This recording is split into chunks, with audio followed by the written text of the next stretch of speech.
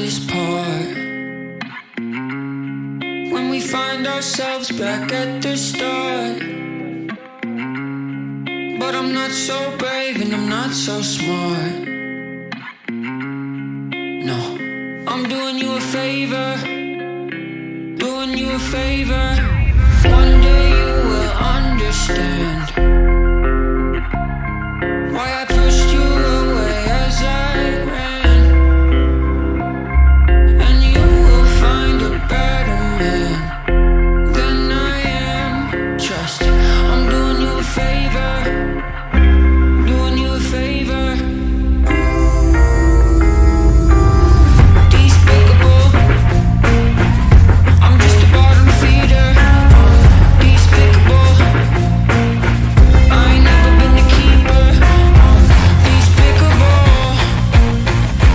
lover than I leave her. And if I were you, I wouldn't love me neither. And if I were you, I wouldn't love me neither.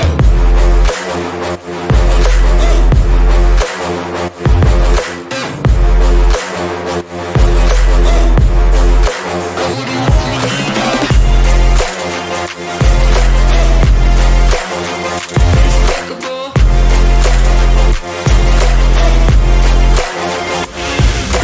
Boy who fell into the sky, had no one there to watch him cry. He looked at you with his empty eyes and said, I'm doing you a favor, doing you a favor. Despicable, I'm just a bottom feeder. Despicable, I ain't never been the keeper. Despicable, lover than I leave her. And if I were you, I wouldn't love me neither. And if I were you, I wouldn't love me neither.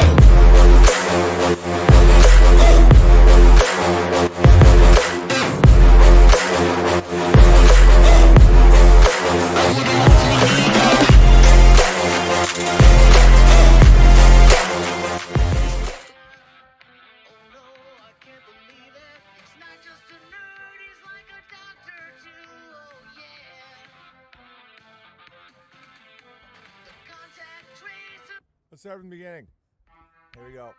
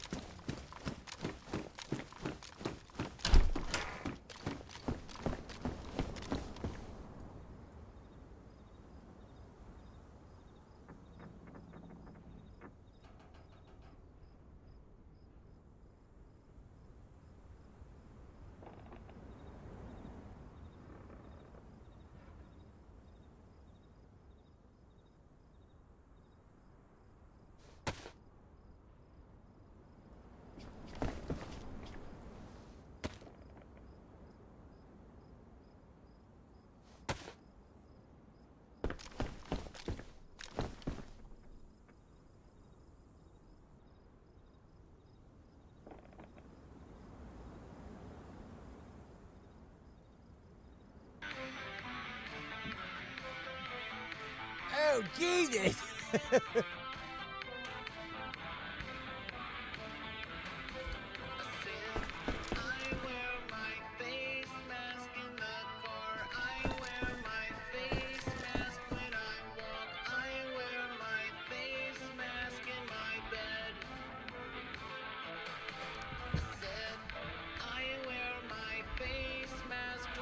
Dude, Media Bear is freaking hilarious. Did you guys see this one? Hang on. This one's pretty short.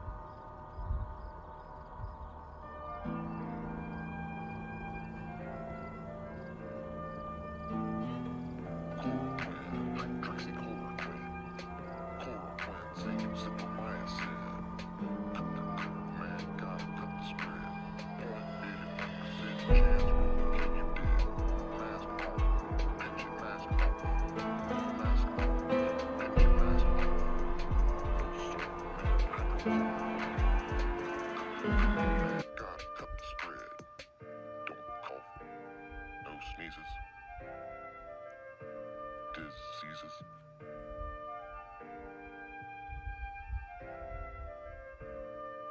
Amazing. Good work, Media Bear.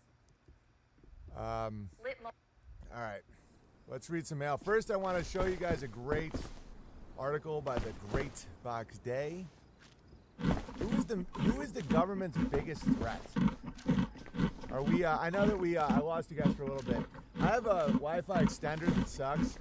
So every now and then my computer will like attach to it. So I just attached it and might beat it with a hammer. It's not a big deal. It's like the people that freak out about going in and out. I just want to know what their day is like. Like if there's like a traffic jam, or they're like, oh Jesus, what are we gonna do? I get it though. With compassion, I've understood what it is. It's like they don't have any fuel. They don't have any power. They've given away all their power to nothing. It's just like, I'm gonna give my heart to like CNN and Trump and Biden and Obama. People that you've never met that don't care about you. They don't care if you live or die. And it's like, you have so much power. And people are just like, what am I going to do without Joe fucking?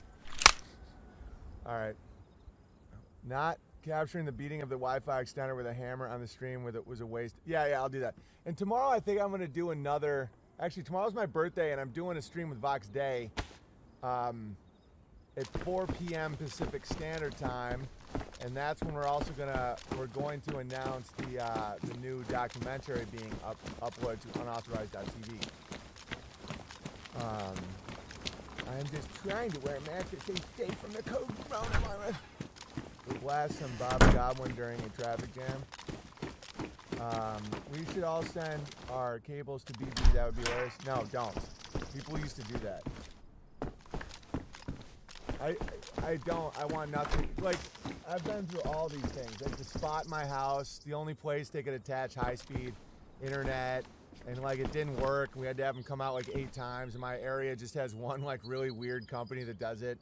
And so trying to attach a cable that runs down, I'd have to do it inside. I tried all that. I'd rather be outside. I don't care. And this is one of those things that has spiraled more people than anything I can imagine. All right, so anyway, the government's biggest threat. My mom actually sent me this article that Vox wrote on voxday.blogspot.com. She loved it, and let's read it. Friday, May 22nd, 2020. Ooh, Big Bear's almost 40. Given that technology and homeschooling have already rendered the public schools totally obsolete from an actual education standpoint, one can't help but wonder if one of the side benefits of pushing the lockdown measures in response to Corona Chan is killing the public schools once and for all. The shutdown of schools across America, both public and private, has thrown the lives of parents into an upside-down struggle. And now, in the name of safety, the Center for Disease Control are nearly guaranteeing the destruction of public schools in the United States. They don't mean to, of course. After all, public schools are the government-run.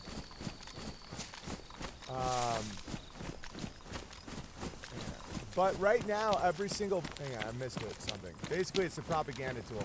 But right now, But right now, every single parent across America is homeschooling. We are getting a look at the shortcomings of curriculum, bureaucracy, and the people involved.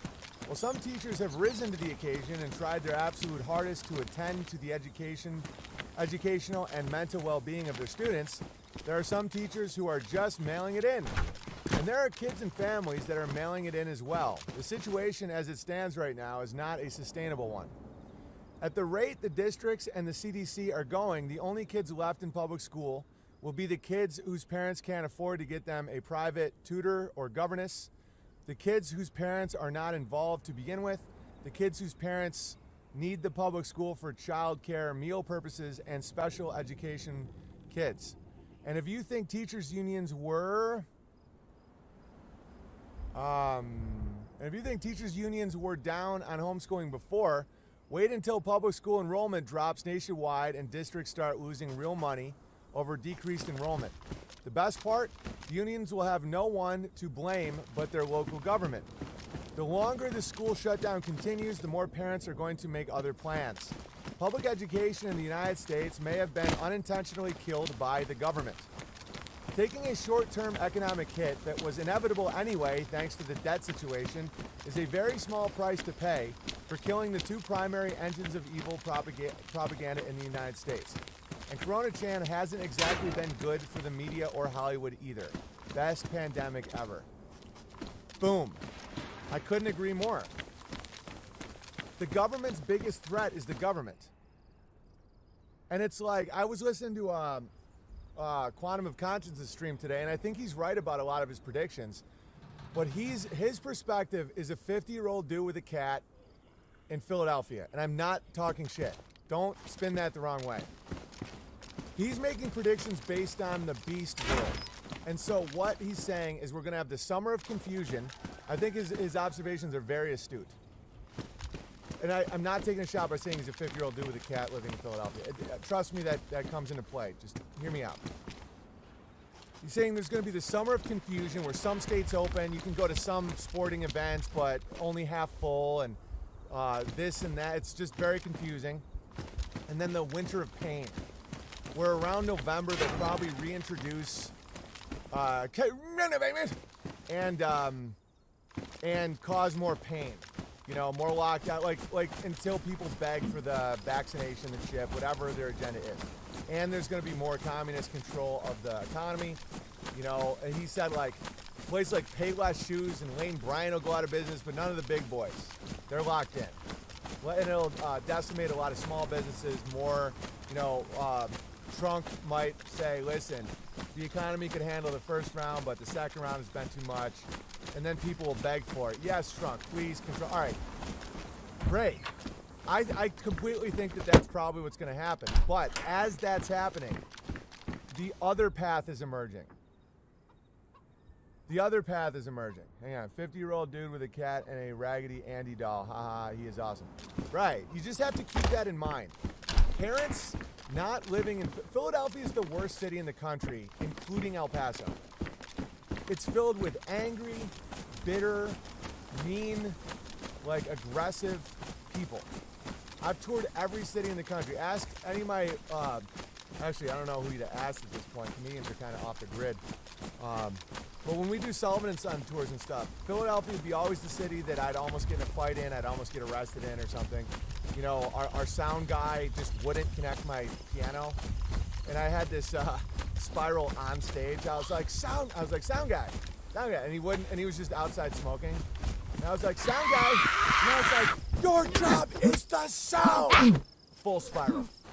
And then we went to a karaoke bar, and I proceeded to sing songs about how much Philly sucks until all these Guidos were like about to try and beat my ass, and I was like all about it. And they're like, you got to get the fuck out of here. I'm outside. I'm an hour outside of Philly. It's trashier. It's trashed and sodified. Dude, Philly sucks. Oh, how dare you? No, it's good. No, it's terrible.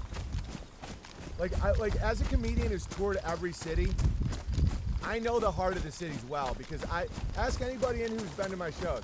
I would do my show, and then what would I do? I'd hang out with the crowd, sometimes till 5 in the morning. I'd go to local places. I do local open mics and shit. I was a man of the people, always. Philadelphia Eagle games, it's the only place anyone's attacked Santa Claus. Like, they threw ice at Santa, and Philly people are such little assholes that me saying this, they'll be like, fuck you, Philly's great. Philly is the gamma male of the country because Philly was almost the nation's capital. Philly, you know, Ben Franklin, they have all this beautiful architecture. It was almost there, and it wasn't. And it's the secret king. And now it's like full of bike thieves and just wretches just yelling at each other, shitting and pissing everywhere. Dude, it sucks. And I know the heart of Philly. Ask anybody in the chat who's been to my shows. I would get off stage, even if in front of 1,000 people. I'd shake hands, do pictures, whatever. The people that would hang, I'd be like, where do we go now? And people would be like, you know, if I was in Kansas, it's like, my cousin owns a trailer park. We can go have a fire. I'm in. You know, sometimes I'd be walking home drunk on a highway. Philly, same thing. Let's go to a karaoke bar. Great. And Philly sucks. So when you're listening, Quantum of Conscious is an extremely smart guy who's basically a reality monk. Like, he's been nose deep in this crazy conspiratorial world for a long time. He suffered for it. He's committed to it. He's got a cat, a Raggedy Ann doll. He lives in Philly. Committed, right. His observations are on the money when it comes to that world. There's another world emerging, and Vox Day just explained it. There's the world of the homeschooler, the world of the well driller, the world of the, like, why the fuck do I have to pay the government money? The world of, like, wait a minute, what is all this? There's going to be a world of people, like in Philadelphia, who want to feel better from an injection. They want the chip if they can go back to their Eagles games where they get to call Santa Claus a faggot. Hey, Santa Claus, you're a faggot. Fuck you, Santa Claus. Those people are descending at a rate where I can't even fathom it. And yeah, they're right. The big box stores are going to become more government controlled. It's always been government controlled, but it's going to become obvious. They're going to be proud of it. There's going to be the summer of confusion and the winter of pain. I guarantee it. If you're detaching from Babylon, you will have the summer of good weather and the winter of cold weather. It isn't what people say. There's more and more people are being freed every day. The biggest threat to the government is the government. Every act they do, every one of these Hegelian problem, reaction, solution, bullshit things they do, more people go, do you know how many millions of people just got to know their kids, just finally got to know what they've been learning in school, finally understand how stupid and flimsy and ridiculous the public school system is? Maybe we're taking the kids bowling tonight. Well, right. And people are like, oh, but the economy's crashing, the jobs, oh, Jesus. People are starting to be like, why do we even need all this money? Why do we need to work all this much? I bet you don't know what it's like working hand to mouth, dude. I've been a janitor. I was a tree groundsman 3 years ago after having a really big Hollywood career, making $20 an hour, pulling brush in a environment that gets -40 in the winter in the middle of a giant state park. Like, I know what working means. That's bye-bye Common Core. Right. Housing prices will drop. Guys, deflation is happening. The working man and woman and child is about to experience a golden age, in my opinion. Because without debt, without massive debt bubbles, like, my house is going to probably go down by 30%. I couldn't be happier. I'm tickled pink. Why? Because younger people can buy in. Younger people can have a shot at having a house and a family and a yard and a well. There's going to be people like in Philly, these degenerated male lesbians that just want to fucking freak out all the time. They're going to beg for it. They want to live in honeycombs and drive around smart cars and scream at their wife or girlfriend and, oh, yeah, fuck you, Tina, fuck you, Gary. Yeah, they're going to keep dropping. $20 an hour must be nice. Well, when you have a wife and a child, when you have a wife whose plan was not working and a child, $20 an hour is not great. Good. Hey, bud. What's up, pal? He just said hi, Bears. So it's like housing prices are going to drop. Material prices are going to drop. Everything's going to drop because it's all boosted on, this is my opinion. I'm not giving financial advice. What my opinion is, and Vox has really extensively talked about this, is without banks' ability to give massive loans, which they can't now because people don't have any money to pay it back. It's just everybody's insolvent. It's like a $600,000 house. It's gonna drop to like 300,000, 200,000, and that's great. Like, I'm the opposite of a baby boomer. I don't want to make a real nest egg with my house. I want to pay off the debt I have, and hopefully housing tanks so low that we can have more people like live the life I live. That's a fact. It's going to be really bad for people in Philadelphia, in Manhattan, in West Hollywood, in Miami, and all these places because their whole world is eating just the refuse, the rats eating shit. 20 an hour is great for a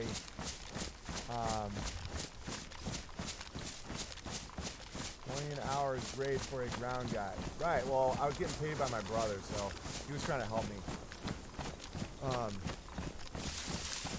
Yeah. So I when I was a ground guy in Atlanta, outside of Atlanta with my brother, I'd make 10 an hour. But I got to live on my brother's couch.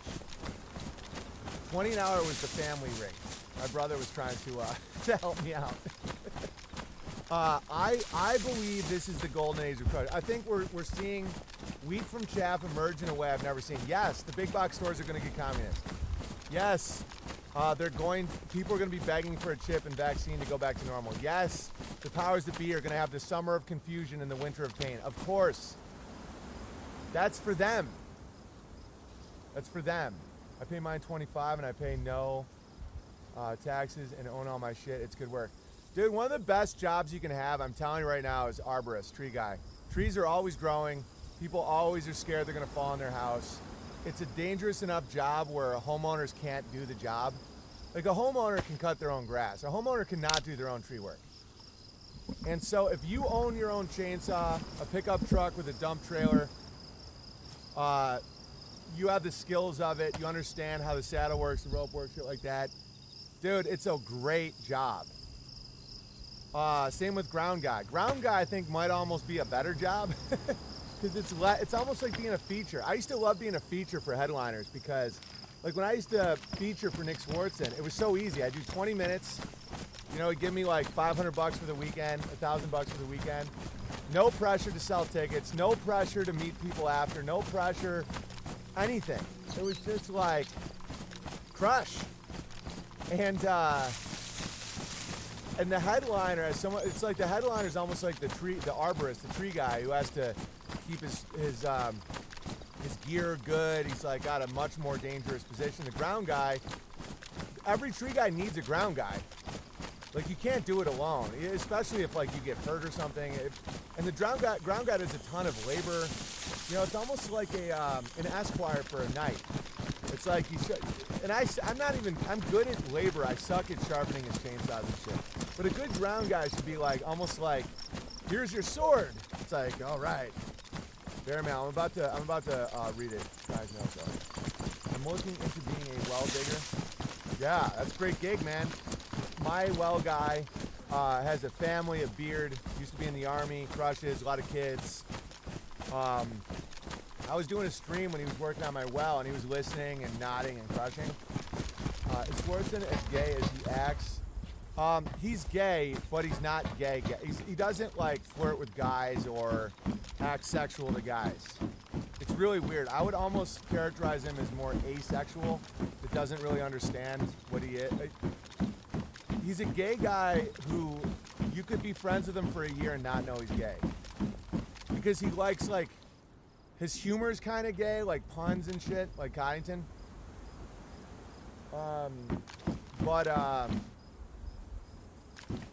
Yeah, all right, I'll start reading mail here. All right. Owen, running out of things to write. Just wanted to let you know that I really appreciate your work and love and your family and wish you the best. Kind of keep doing what you're doing, Big Bear. If you feel any gratitude, it probably doesn't match mine, as we are both in the trenches of this culture war. And you have the better weapons, but I will keep slugging away too.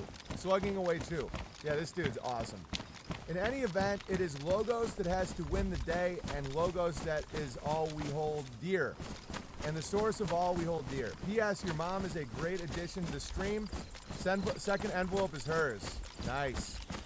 but keep it for Ursa Manor so she doesn't give it to her husband. Yeah, exactly. God bless you and yours, Hobart guy. Over. Yes, praise to God there are not my last dimes. Best used for God's blessings. It supplies for the culture war as far as I can tell. Yes. Dude, I 100% agree with what you're doing, by the way. And people at this point know that... Oh, that's my mailman. Oh, and grab the decks here. Awesome. Like, now that resources are getting better, I'm looking at the bear trail. Like, I want... Like, the culture war is big right now. Like, right now, the wheat from chaff is happening. The chaff is going to become more communist, more chipped, more vaccinated, and the wheat is going to crush even harder.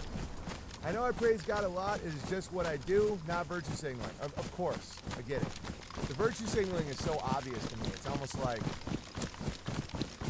I don't know. Man. Because it's the truth. If you think I am virtue signaling, I forgive you. No, I get it. No, I don't. Hang on. That forgive... I don't understand. I don't understand your handwriting. Give you pass for virtue signaling. Oh, dude, that's hilarious. He's doing a, hang on. And that I forgive you part is also not virtue signaling. Also, let Amy know Hobart Guy is covering your mother's expenses, even if Amy is an angel that always helps when it comes to dealing with, anyone's in-laws. But true. Remember, Amy is not your soulmate. Only God is that. Amy, wives are your helpmates. Yeah. This perspective may help you at times and may help the bears also. That a lot of also, yeah, best wishes and God, Christ, Father, our Father bless.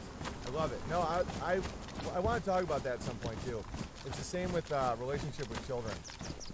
Or else there's times when you can't get through hardship. If you're like, if you put it in a human being, when things go, when you have real hardship, it's too much. It's too much. You know, Amy is this sourdough loaf baker also. Yeah, I'll do a whole stream talking about that one day. I've talked about that with the CPS event and how I dealt with that and how it's God's children, not mine. But I'll also talk about that with marriage as well. He's right, by the way, 100% right. Your soulmate can't be in a... You guys get it. All right. Anyway, let's continue. Gotta head out into the garden. Much love to you and the bears. You as well. Yeah. Dear Big Bear, Farwood Bear writing you again. Please excuse my all caps printing. It is the only way I can handwrite. Boomer confirmed. As I was once a draftsman before I too was quarantined by computers and my art was phased out. The reason for my letter is the disturbing news of your mom shrinking below the desired 6-foot plateau. It's hilarious. I've mulled this over for days now and think I've come up with a viable solution. As a man of 22.3 Rogans, I know it would be hard for me to live and breathe way down there with all the little squirts. What I would like to do is see if I can donate one of my Rogans to your mom so that she can spend the rest of her time with us holding her head high, a Rogan donation. Dude, keep your Rogan away from my mom. I don't think there would be a problem with one of my Rogans being compatible with your mom because I'm a half trout. You know, half trout. Hard end. Dude, I think it's funnier to say hard end. I don't know. I have to think through that. And it's the dominant force in my DNA. Give it some thought and let me know. No, you keep your half Nigra Rogan away from my dude Nigra. All right, keep your Rogan away from my Okay. Give it some thought and let me know. Although my donation of a Rogan would drop me below the desired 6 foot, it would be a small price to pay for such a wonderful woman. Give me a seat on the board of the Rogan Donation Foundation, and we'll call it even. Sincerely, Farwood Bear. You keep your dirty half Nigra Rogan away from my mom, Farwood. P.S. The little bastard grabblers have a fire ban on because they don't want firefighters getting close to one another. so business is slow on my wood stand. But I hope to send more gravel for your babble when I can. Thanks for all you do. Sorry about the virtue signaling $10 bill, but I don't want the job either. No, I'm into it. You know, is it? Faster drivers have a fire ban on. Oh, jeez. They're trying to amp up the pain, man. Summer of confusion, winter of pain. Jeez. No, saying praise be to God when you mean it is great.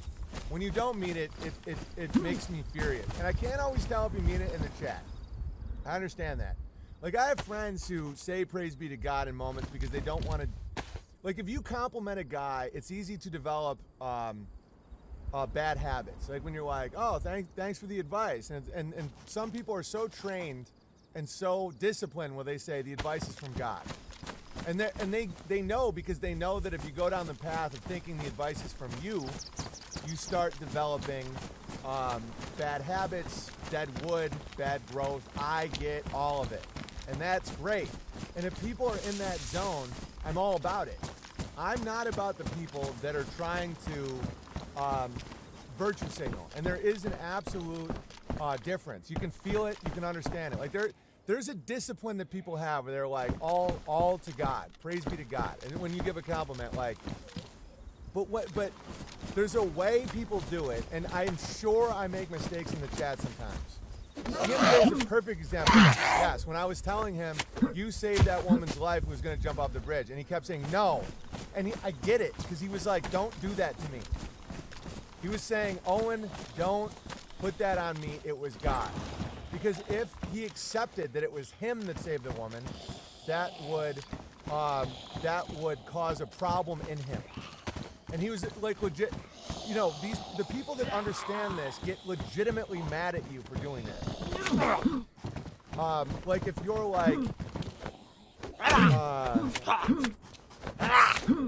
yeah, like E. Michael Jones is the perfect example of that, where it's like, but the people that are trying to take, they're spiritual vampires, where they keep saying, dude, it's night and day. And I don't know if I can explain it any other way. Yes, that makes sense. Right. So when people are saying praise be to God, a lot of times what they're doing is they're grooming and they're pacing people to then become the source of God. Does that make sense? I'm not having a great example of explaining this, but there's people that do that when they're actually attempting to do the exact opposite. And it's wizardry. But what Hobart guy was describing is exactly right. Like when you always acknowledge that the source of your tree is God, it's a wonderful exercise. And it's true. So that everything that's good that's coming to you, the fruit, is from God. And faith, not works. Completely understand that, love it. But there's a spiritual vampire type that is always trying to take away from what you're building, what you're doing, the people breaking away from Babylon, all that stuff. When they don't see it and they're just saying it, it has the opposite effect. Usually spotted by their consistent spotting of Bible verses. This is the spot, I think. It's not when they reference a relevant Bible source or a relevant teaching. It's when they say a Bible verse, just the name and the number without anything in it. That is virtue signaling, almost always, unless someone is so used to being in a super religious community where if you just say, you know, Matthew 16:3 or something, people are like, oh, I know that one. Unless you're in that world, which is very rare. If you simply say, like, Corinthians, 9:11, no one knows what you mean. What you're trying to do is acquire status and virtue by manipulating and using the holy book. And so if someone is sharing a biblical truth by explaining it or by saying what it says in the Bible in the best way you can, someone's like, Gary 3:16. It's like, what does that mean? If you don't know what it means I'm better than you. It's like, That's a dead end of shit, and I'll gut those people. I gut those people emotionally and mentally constantly, because that keeps people from being Christian. This is the big irony, and then I'll get back to reading my mail. The more people act like that, the less people will return to Logos. Because from an outside perspective, that's such a douchey, horrifying existence. So if you're in a community where if you simply say Gary 316 or whatever, people are like, right on, my brother. This blatantly isn't that. This blatantly isn't that, guys. 99% of people in this chat, even the Christians, cannot operate like that. They have not memorized every line of the Bible. We're not even operating on the same Bible, guys. There's different versions of it, different translations, all of it. So we all know this is total bullshit. And so that's why I got it all. Hypocrites, 9/11. Because if you're talking like a computer program like that, like Matthew 3:11, well, John 33:66, well said. No one can communicate like that. And so those are the people I'm proud of them. Yeah. Those are a real Christian would give his last hour to someone who needs it more and be blessed by it. Right, but it has to be in the right way. I used to give away a lot of money to people. It has to be to someone who understands everything I'm talking about right now. If not, it can corrupt them. It can actually do damage. If somebody understands the currency, the flow of money and how it's to be used with Logos, it's great. If they don't, it can infect and distort. If you just give money to someone in need, you may have just doomed them. I've had so many experiences where it couldn't have been worse. You have to give them knowledge and resources. If they don't have the knowledge, if they don't have the right pruning of their tree, it has the then they hated you for it. It has the opposite effect. You either make them reliant on you, who is a man, not God, or it makes them angry at you. Either way, it's bad. That's why the best bears that have benefited from this community and stuff, like financially, are the ones that would do it for no money. They do it for the love. They do it for the glory. And then if I can invite them into some sort of the current of currency, which it has to help them either with time, resources to crush, technology, something they're building, help they can do to others. It can't just be material. If it's material, it fucks them. You guys get it. Everyone's getting it? I know you are, but what am I? Gamma 311. Perfect, Kale Bear. Gamma 311. Oh, well, Gary, 1519. Wow. All right. So, and what Hobart Bear was talking about, how your wife isn't your soulmate, God is 100% true. Because if you put it on your wife, it can damage your relationship. If you put it on your husband, it can damage your relationship. A human being is not capable of handling a soulmate. Your soulmate is God. Dude, it's same with children. Those children are God's. If not, you can't handle life. And it literally is that, like, practical. Like, when you are dealing with real enemies at your gate, thinking like, only I can protect my children. It's like, no, you can't function, guys. You can't fight. You can't do anything. You're just like, where are they? Where are the kids? It's up to me. Oh, they're sick. Oh, that's because of me. No. And then you can actually be a good husband and actually be a good father. If you think that you are what's protecting your wife, you are what's protecting your children, you are where the resources come from for your wife and your children, you can't function, guys. You're fight or flight all the time, or freeze. It's like the children are God's children. You are their shepherd. You are their protector. You're the representative of God on earth for them. You are doing your best at being Logos incarnate, even accepting your own inability to fully get there. If you say that you are your wife's soulmate, you are the root of protection and prosperity for your children, you can't function. And if people have not been tested, they don't even know what I'm talking about. Like when you have like CPS at your door trying to look for cracks to see if they're going to take your kids. Like, like you have to be like, God is in control. And then from there, you display confidence, health, reason, logic, and then you're impermeable. Without the connection to God, you can't, like, without that connection, you are so under-equipped. That's what the what's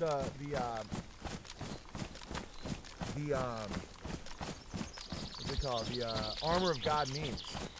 It's like going into battle without armor against a bunch of people with armor.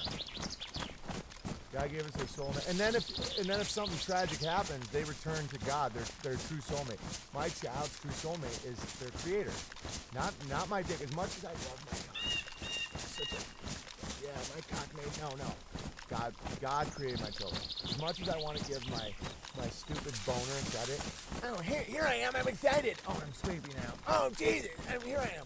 As much as I want to give the creation of life credit to my cock can make my kids. My cock just stands alert and makes bad decisions and swears. God, the Father, made my children. You know, as much as I want to say, oh, my cock makes life. That's beautiful. Yeah, man protects wife and kids in his realm. Yes, exactly. Like your boner's like, I'm awake. Make a horrible decision. Oh, I'm sleepy again. Okay.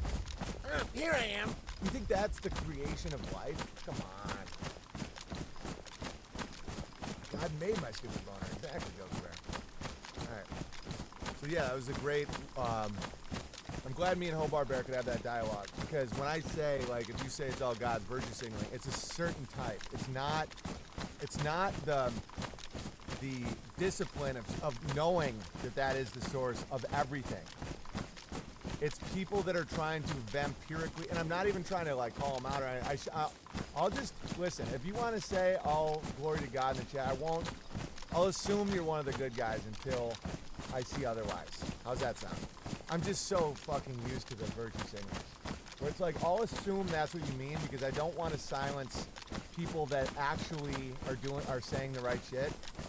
I've had CPS called. They asked about my guns, and I said, "Follow me. Come check them out." They looked. Then just left. Right, they're not going to take your kids, but you don't know that at the time. You don't know that at the time. It's the scariest fucking thing ever, dude. Until you get through it, and then you're like, oh, that's nothing. It's just like all this pandemic shit. It's just like, communism, vaccine. Like, you don't know how stupid all that shit is until you get through it, until you give it up to God. You have to have blind faith with your first step, and then you see it, and you're like, oh, those people need this. In their mind, until they accept their soulmate as God, they want communism. They want a chip. They want God. They want government, their father, to keep an eye on them. Well, guess what? Unlike God, the government self-sabotages. The government is a little crackhead squirt boy that just keeps... Dude, they closed down their own public schools. And stop thinking that they have this master plan. They're functioning outside of logos. My heart was pounding, being honest. Dude, I was, of course. Dude, but it got me to another level. Got me to the level of really seeing my children as gods. And I will do my best. Because if not, you know, it's either you ignore them or you helicopter parent. So if you think that you are in control of your children, there's two options. Either you want no connection to them. You don't want an emotional connection, because if they died or something or got hurt, it's too painful. Send them in school, send them an iPad. They're just people in your house. Or you're always over them. What is that? Get that out of your mouth. Oh, Jesus. Stay away from that. Who's that? Who's that? Like, both of those cause trauma for children. And if you put it all on your shoulders, like everything that my child will be is from me, you have two out. Either you emotionally and spiritually distance yourself from the child because you can't handle what if something goes wrong, or you hyper focus on them and that you don't allow them to grow and live in the world. And so that's why it's God's. It's all God. And that allows you to be a great father. Intriguing. God is self-sacrificing, Satan is self-sabotaging. Right. Well, God, like, use it. I always feel weird because some of my friends that are actually very reverent, not the squirters, but whenever I talk about God and Satan's relationship, I usually make mistakes. But in general, because God doesn't need Satan, God, none of that shit. But like, Satan does God's bidding. It's just Satan's unaware of it. It's actually really funny.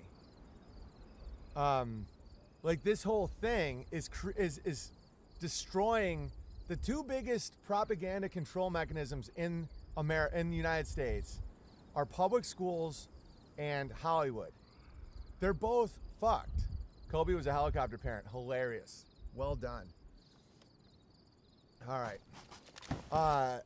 So any of their grabbles that they're trying to do, we'll chip everybody. We'll weaken their jizz count with the vaccine.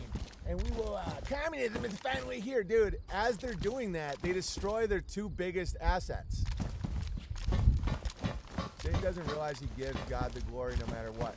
Because you can't not. That's why I've just accepted it. That's why I've just accepted this life. Because it's like, there's no other way. You can try. You can try to make an argument that you just pounding chicks at a disco with a condom and never calling them back is somehow morally superior to a gay guy. You're both just committing acts against natural law, and that's why your argument against homosexuality is so weak, and they laugh at you on their rollerblades because they're like, you're a gay guy who fucks girls, and these straight like Steven Crowders of the world are like, no, like my wife's on birth control because we're Christian and we're just scared people. It's like, oh, so you fuck for pleasure, not children. Yeah, but homosexuals, man, they're the worst, huh? And it's like, you're a straight gay guy or gay. I think he's just gay, but last night's stream legitimately stopped me from that on my life. Sweet, good. Jesus said it best: you can't serve both God and money. You will love one and hate the other. Right. That's why you should only give money to people who don't serve money, because then the money becomes a resource for more crushing. BB, do you remember the neighborhood Hell's Kitchen in Manhattan? So homoed out, now the name really fits. Yeah, pretty funny. But watch out for straight gay guys, because you can't argue. You have no sterile sex. You can enjoy sex, you have tons of sex. No sterile sex. Sterile sex is for homosexuals. Hey, Big Bear, I know you're very busy with real life. I want to share a reflection, misspelled purposely, on my lifelong journey to discover a truth. Logos, discover truth. This specific search involved finding a soulmate and... Dude, are you kidding? Like, the synchronicities are just off the fucking chart.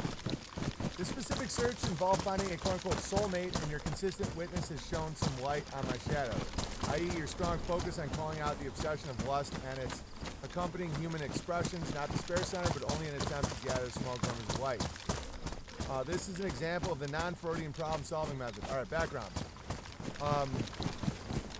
Youngest of 9, brought up Catholic school, became captivated with Christian philosophy at 10.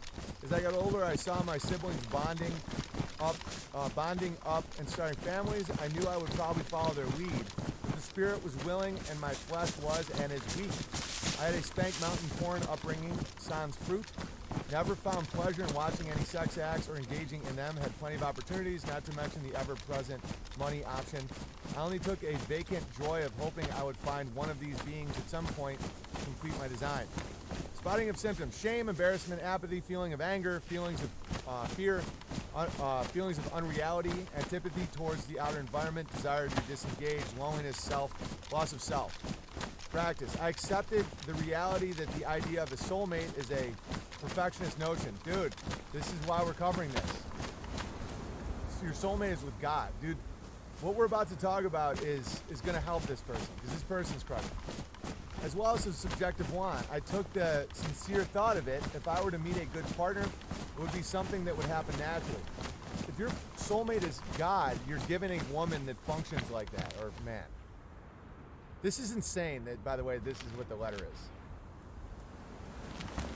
My Christian faith helped me to maintain a proper image of the role of a woman in a man's life. I predisposed myself that I would probably meet and be attracted to many possible candidates before meeting an appropriate one, and even then, that person might not be interested. Finally accepted the truth that living without a mate is not a death sentence. In fact, it's better to live alone than to be paired up with an incompatible mate. Knowledge of success. I know that without the efforts of my will, I would have most likely submitted to the cultural drumbeat of, you're not really a man unless you make use of a woman to fulfill your natural desires, either through selfish exploitation or a loveless marriage. After several attempts to secure a partner while being insincere, desire to offset loneliness, I've had about 6 very involved friendships that did not result in marriage, of which I probably would have married a number of them, and was able to maintain my objective goal of finding a God-fearing person who found me worthy of their devotion. I continue to search and pray. This letter was inspired by the occasion of seeing a movie on TCM, which I remember having a strong impact on me in my life. I was probably a young teenager when I saw it and haven't seen it since. I just remember something poignant about it. I watched it again and some of the dialogue struck me as having some deep logos. It was made by Robert Altman, who had made Memorial. I'll tell you this out after. But anyway, Big Bear, love all your streams. I've gotten caught up since I've been staying home more because of the pandemic. Working hard to get out of my urban life and out to country, God willing, soon. You and yours are always in my prayers, and I hope all continues well for you. Gasport Bear. P.S. My usual song lyrics dropped from 7th Sojourn by the Moody Blues. Just a pro-Catholic small C note. In the early days of the...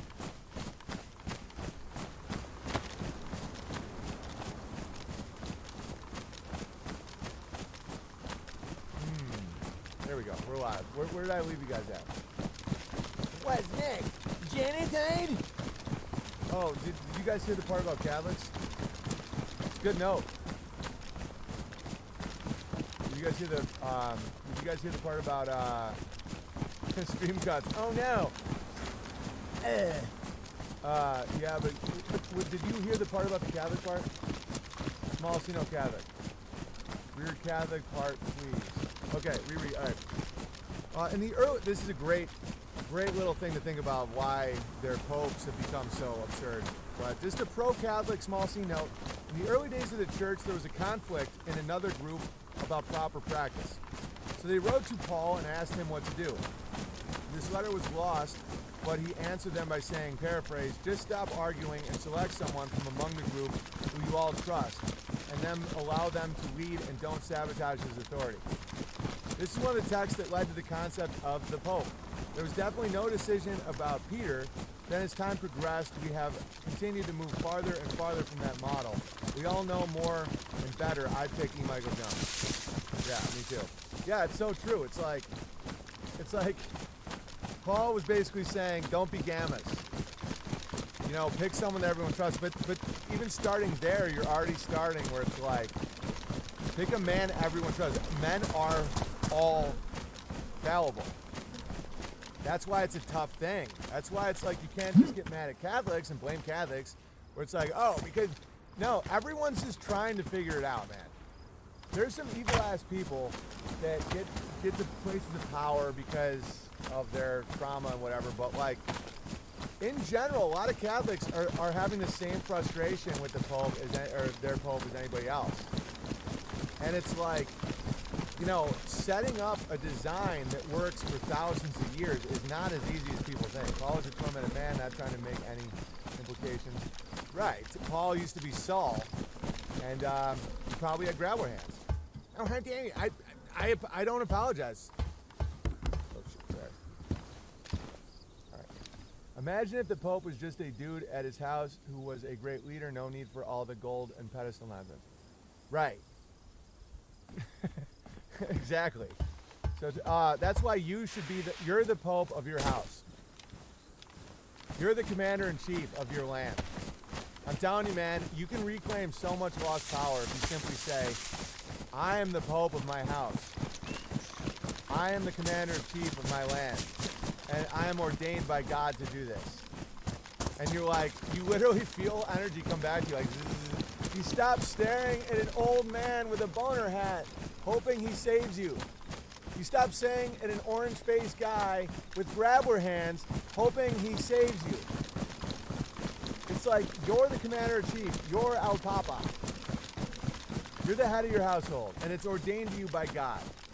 You're the living embodiment of, you're doing as best as you can as a flawed man. Yeah. All right, let's read some more. But the Big Bear, the Pope has a plan. Oh, dude, the Pope's fucked. He's fucked. Have compassion for El Papa. For their Papa. That dude is not having a good time. He's not having fun. No one's having less fun than their Pope. BB for Pope? I already am Pope of my house. I'm already Commander-in-Chief of Ursa Manor. Dude, the more you guys think that way, if you're living in an apartment, you are the Pope of your apartment. You are the Commander-in-Chief of your apartment. Retake your sovereignty. And it's given to you by God. So serve him well, young Pope, young Commander-in-Chief. He always looks miserable. He's not having fun. No one is having less fun than their Pope. No one's having less fun right now than Trump. I go back and forth if Trump's having fun or not. Like, you know, maybe he's having a blast. It's like Celebrity Apprentice 24/7, but also like the people he has to be around all the time. It's got to be terrible. I'm the Pope of my apartment. It's why I get to crush and grow vegetables. Yeah, dude. I'm not. This isn't like a weird Bravo male pep talk. Like, it's true. Like, you are. Like, reconnect. Nobody wearing a penis hat is having fun. Fact, Kale Bear. Nobody wearing any giant hat is having fun. Even giant top hats worn by bankers. Nobody wearing giant absurd hats is having fun at all. Nobody. There's nobody wearing giant display hats having fun. Dude, even a crown would suck. Even wearing a golden crown would just be shit. You get sweaty, it'd be heavy, it didn't fit properly, it'd give you a headache. But Owen Trump has to get the Pope because he depends. Ah, Jesus. Owen, thanks for sharing your life and your family with us. Sure they do, old people. Man. Worried about turning 40? Millions of people turn 40 every day, but do they pout and complain and snap at everyone? Sure they do. Old people are like that. Happy birthday, Julie Bear and Small Town Bear. Thank you, Julie Bear and Small Town Bear. It was awesome. Except for Mexican sombreros. Oh no! If there's obviously if there's a function to the hat, no one's having more fun than rice patty people and sombreros, cowboy hats, because they block the sun while you're working outdoors. No one is having more fun than rice patty guys. Oh, how dare you? You're not working for the Chinese? No one's having more fun though. Dude, a giant, non-functioning, ceremonial fancy hat, it's miserable. What YouTube channel are the piano streams at Bears? Unauthorized.tv. The word tiara is very similar to the name Ira. Nice, Stellarian Bear.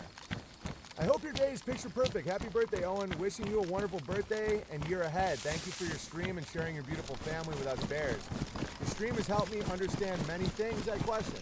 Anyways, best wishes and blessings to you, Amy, Walter, Charlie, and Jack. God bless, and happy birthday, Big Bear. Sincerely, Kimmy Bear. Thank you, Kimmy Bear.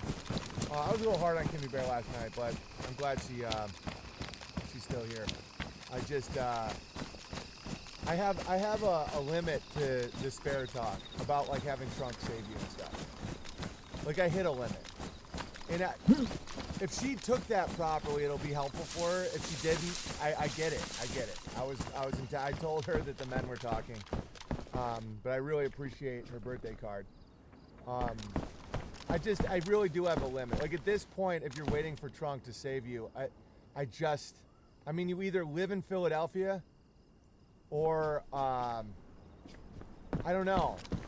Maybe my harsh words can snap you out of it, maybe not, but either way, who's whining hard in the chat? Oh, well, fuck her then. I just crushed the farmer's market here in SF Bay. The vendors were high-fiving me for not wearing a mask. The DITRH card worked. Nice. Great work. She seemed okay last night. Great.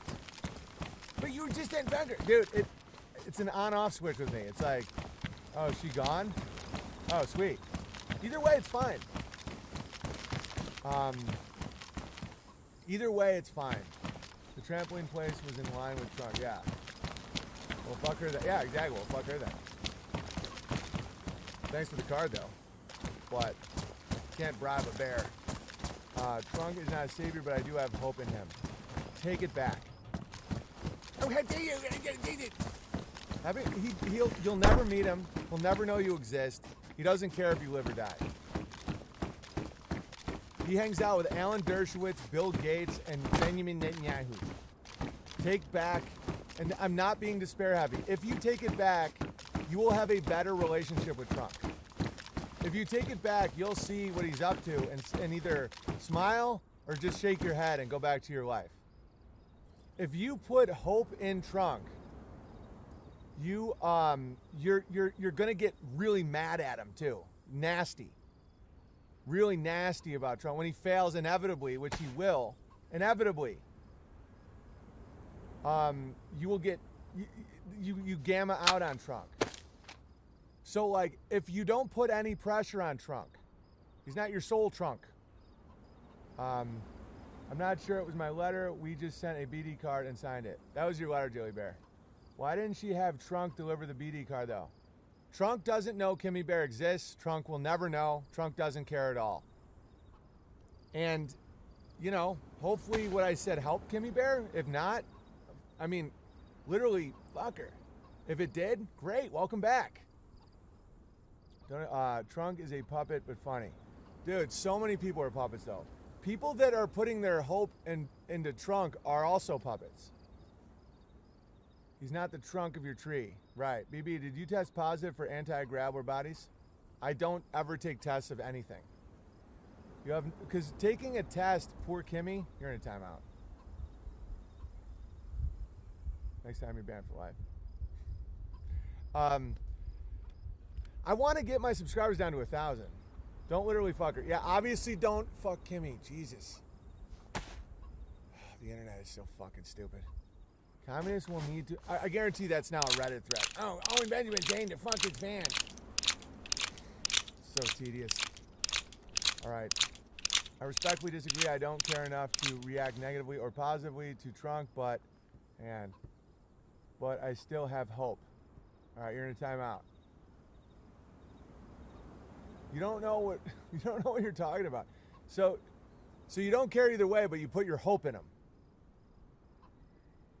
Like that's either you're either lying or you haven't thought enough to talk. So take just 5 minutes and sit back and think. Okay, so you put your hope in your mailman. You put your hope in the milkman. Whatever the fuck's in your life, you put hope in your boss. These are people that are actually in your life. Your dad, your mom, your dog. Trunk is so completely not in your life at all. If you put your hope in Trunk, you're gutting yourself. So you can respectfully disagree all you want. Guys, I like banishing people to the Daily Wire. Hope is a huge investment. That's like saying, listen, I don't really care either way, but I'm going to give my life savings to this grabbler. Your hope is very, very valuable. Very valuable. When people truly understand that I'm trying to shave down my audience, not grow it. I mean, don't get me wrong. In general, I want the culture war to crush. I get it. My chat audience, I'm looking to make cuts. Dude, I love when we're like connecting and sparking and everything's great. When people are like, listen, I don't care either way, but I'm investing my future in Trunk. I never said that. You said you're putting your hope in him. Hope. Guys, that was the last thing left in Pandora's box. Everything else flew out. The one thing left was hope. Remember, that's a very powerful emotion. Power, power, power.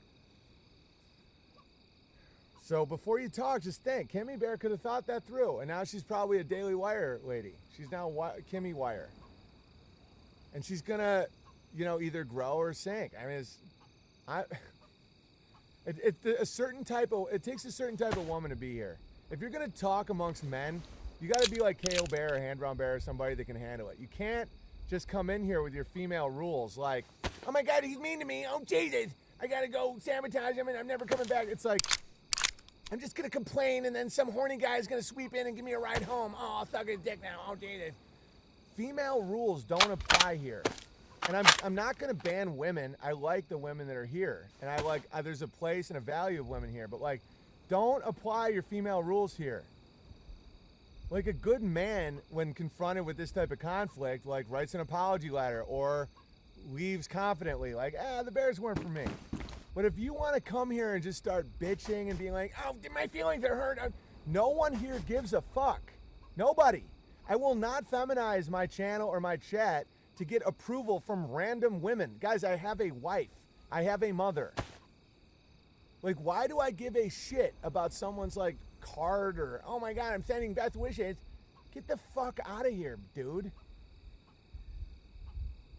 All right. There we go. Hi, Owen. Thank God for creating and shaping you into such a valuable teacher. The forethought, planning, and alchemical processes needed to create a man such as yourself could only be executed by one located at the highest of all possible vantage points, I believe. Yeah, but that's true for everybody. But thank you. See, this is what I mean. Like, thank you, but that's everybody. What are you guys up to? Oh, nice. What's up, Jack? How are you? Good to see you.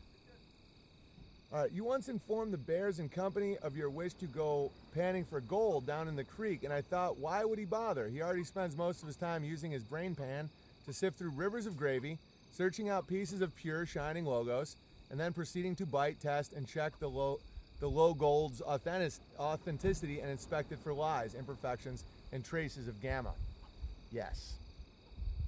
Searching out lumps of base metal could be done by any well-trained gravel monkey, and would be a waste of time for a man of your talents. No, man, like doing stuff like that helps men like me. Like if I just sit around thinking, I can just start really overthinking things. What are you up to, pal? You're gonna do some big jumping? Nice. Huh? Nice. With this in mind, I hope it would be okay for me to run a personal conundrum through that brain pan of yours and see what comes out the other side. I'm all ears. I'm a big comedy fan, and I've always found it more and more difficult to find the right line between hilarious and evil. Yes. And I'd be lying if I said the two do not intersect on occasion. Yes. I was one of those godless spiritual people who, in quotes, who, until discovering you guys, us guys, about a year and a half ago, I believed in something, but nothing that involved any sacrifice or altering of my behavior. Oh, exactly. You shaped God into what you wanted him to be. That's called the devil. All right. Although I was never a wicked person, I wouldn't have been a big fan of the rules created by the quote-unquote imaginary father archetype projected in the sky. And I lived accordingly. I recently watched the new Louis C.K. special, partly for the old time's sake and partly out of curiosity. I'm well aware that he is basically Lord Squirtington, but I was interested to see how he'd handle his comeback. I wanted to see if he could pull it off. Those are attempts at puns because yes, I get it. It was disgusting, blasphemous, degenerate filth, and by the end, my stomach hurt from laughing. Yes, Louis C.K. is very good at comedy. He would have been my favorite comedian a few years ago. I can hear the Bears' comments in my head regarding this admission. No, dude, I get it. No one's judging you for that. And I know cruelty is sometimes kindness, and there's no group kinder than the Bears. I can't think of anyone who's really funny and moral in the comedy world except yourself. Norm Macdonald, Brian Regan, I can name a bunch actually. Mountain Bear, Hand Brown Bear, Paddington Bear, Anchor Bear. Just because I've started to follow Christ and speak to God doesn't mean I don't find effed up ass funny anymore. My favorite podcast for a while was called It's Family Time. And it was pretty messed up, purposely so, but shockingly funny a lot of the time. I found Tim Dillon interesting and hilarious, and he's an unapologetic shout-out. The lads on Legion and Skanks are very good at what they do, including your friend Dave Smith, but funny, offensive, and entertaining. But the content is mostly nihilistic. Even people like Kevin Brennan is fairly based on his time to survive being a comedian in New York without coverage. It's still the anything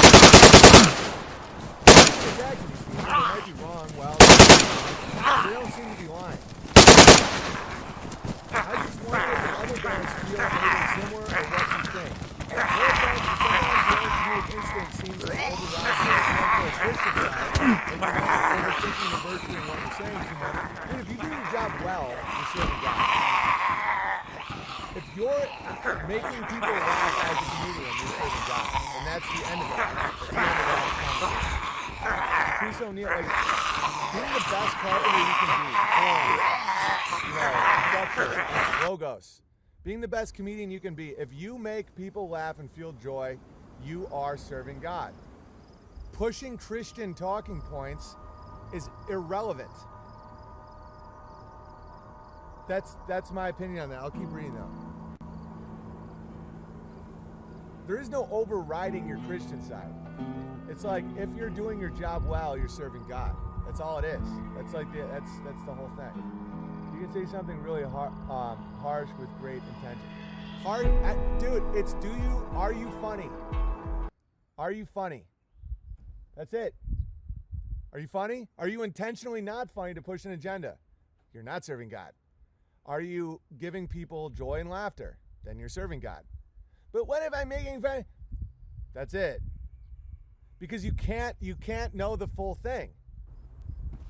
Like there's times when people are making fun of Christianity where I laugh really hard because they're making fun of dogmatic Bible lawyer Christianity. They're making fun of evil.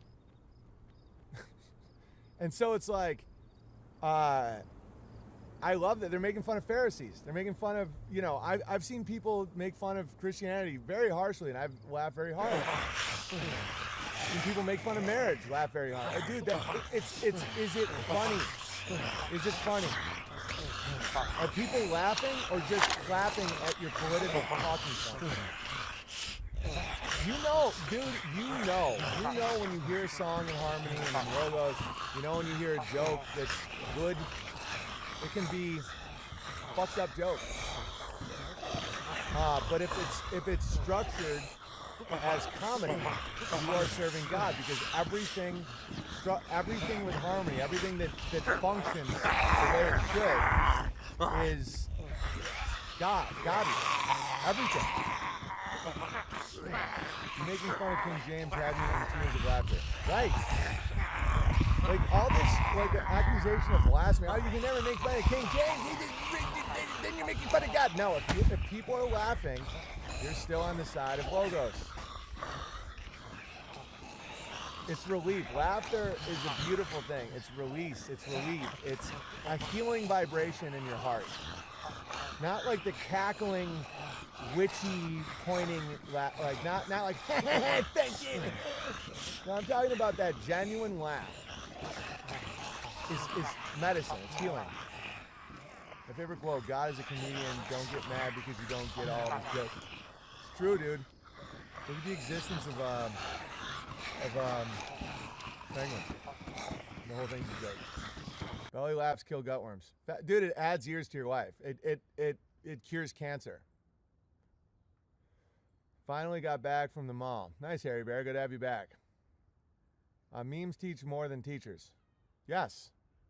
Laughter really is good medicine. Yes. So's good music. So's good thoughts. And by good, I don't mean they can't be angry. They can't be frustrated. It's symmetrical. Harmonious thoughts. It's not these twisted grabber face thoughts. For those of you just joining, check out the beginning. I talked a lot about grabber face. Laughter burns more calories than running. I don't know about that. You might be trying to get out of running. I laugh a lot. I'm kind of a fat boy. I suppose what I'm trying to get at is the truth you seem to find it in the strangest places, but I don't know if I'm this discernment to dig it out myself without getting covered in shit. If you laugh, it's funny. Don't overthink it. Like, quote-unquote Christian comics that go to Bible camp, and it's like, hey, guys, I got a joke for you. Knock, knock. Who's there? Someone giving the church money because that's how we can really fight the devil. Everyone's like, knock, knock. Who's there? God. Hey, Eve, don't tempt Adam to eat that apple, or else later we'll have to play a guitar song about it. That's not godly, guys. Knock, knock. Who's there? The Pharisees it's like, so when someone says Christian comedy is good, it's good comedy. It doesn't mean that it's, look at all the laughter in the chat. Right, I'm currently making fun of Christianity in a certain way. Hey guys, I'm here to sing a song about our best friend Jesus. Jesus Christ, he loves you, and he'll forgive you for anything. Just like our best friends in Israel, who just need a little bit of money. All right, everybody, amen. Yeah, here's a rainbow flag. Knock, knock, who's there? Not any taxes, because we put all our money towards spreading the word. And if we didn't have a private jet, how could we spread the word? Because normal people jets are filled with demons. And Joel Osteen can't be around demons, or he won't be able to touch your head and make you whole again, like Jesus did. If you force Joel Osteen to fly in a plane with all the demons, then he doesn't get to spread the joy and wonders of Jesus Christ. Are we back? Are we back? Right. I'm just going to check out Joel Osteen's hype before we go. We're back. Joel Osteen, because he gives you IBS, right? Hey guys, I'm a Christian comedian. Knock, knock, who's there? Or no, why'd the chicken cross the road? Because Jesus loves him. Yeah, because Jesus loves that chicken. Knock, knock, who's there? Jesus, let him into your SodaStream heart. makes water exciting. Right? A quick push. Yeah. No one's laughing. They're like, this means we're good people. Knock, knock, who's there? Never get free, lamb to the slaughter. What you gon' do when there's blood in the water? The price of your greed is your son and your daughter. What you gon' do when there's blood in the water? Look me in my eyes, tell me everything's not fine. All the people ain't happy, and the river has run dry. You thought you could go free, but the system is done for. If you listen real closely, there's a knock at your front door. You'll never get free, lamb to the slaughter. What you gon' do when there's blood in the water? The price of your greed is your son and your daughter. What you gon' do when there's blood in the water? When there's blood in the water.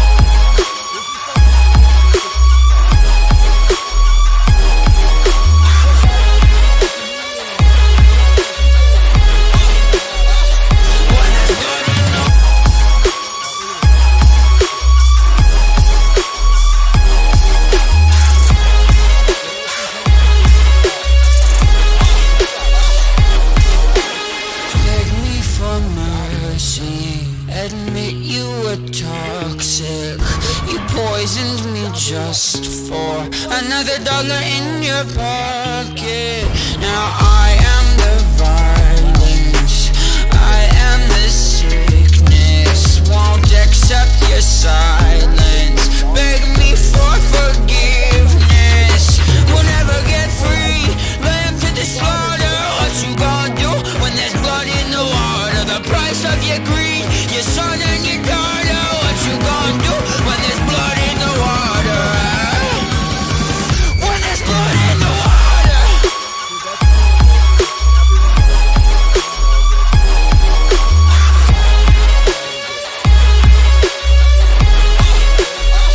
When there's blood in the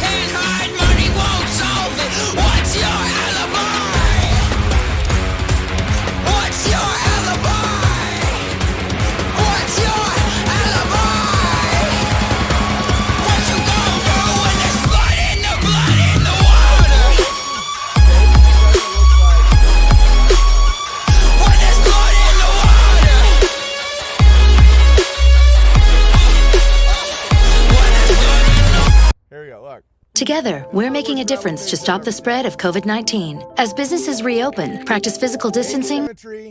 Ears expanding, nose expanding.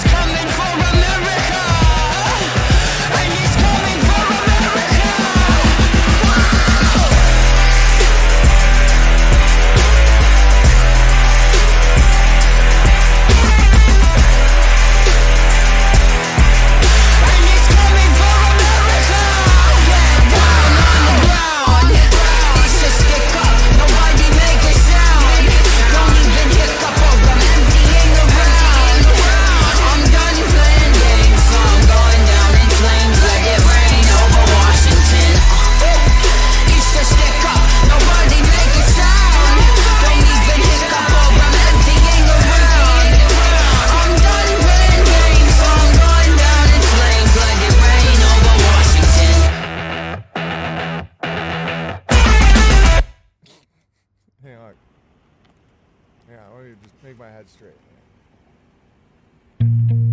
That's the non-grower?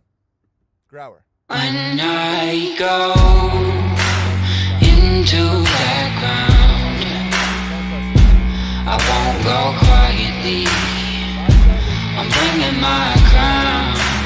When I go into that ground, oh, they gotta bury me face down. From the rubble, Say they've seen more deaths from suicide. what do I see? Our stream. There's a whole damn army thinking that they're gonna harm me, saying that I'll never get free. Oh, I got troubles, Prevent suicide here. they won't let me be. Suicide caused by lockdown. But I won't get tired, set the town on fire till my troubles got trouble with me. Thinking that they've won, it's only just begun. When I go into that ground, I won't go quietly. I'm bringing my crown. And when I go into that ground, oh, they gotta bury me face down.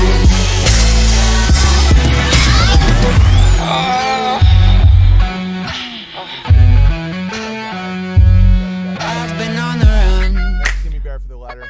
since I was a boy, but now I'm done running. Got another thing coming. Watch my enemies get destroyed. Oh, I got troubles of more than one kind, but I never sleep. Gotta bury me 6 feet deep where the sun don't shine. Thinking that they've won, it's only just begun. When I go into that ground, I won't go quietly. I'm bringing my crown. And when I go into that ground, oh, they gotta bury me face down.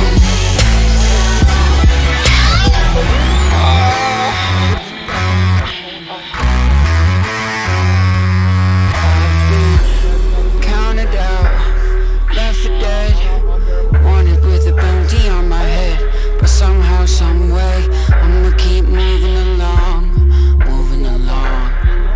Been counted out, left for dead, wanted with a bounty on my head, but somehow, someway, I'ma keep moving along. Thinking that they've won, it's only just begun. When I go into that ground, I won't go quietly. I'm bringing my crown. And when I go into that ground, oh, they gotta bury me face down. Oh, they gotta bury me face down.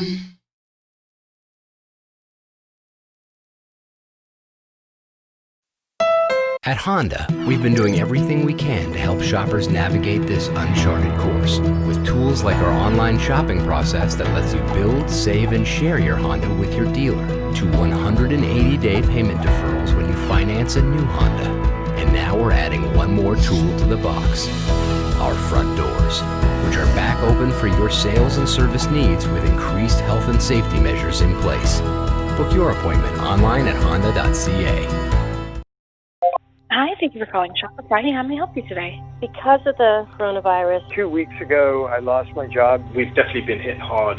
I thought that it might be a good time for us to Figure out the gift card thing. Be both brick and mortar and e-commerce based. Expand into a new country using Shopify. But I've got a lot of questions because we've never done this before. What are your hours of operation?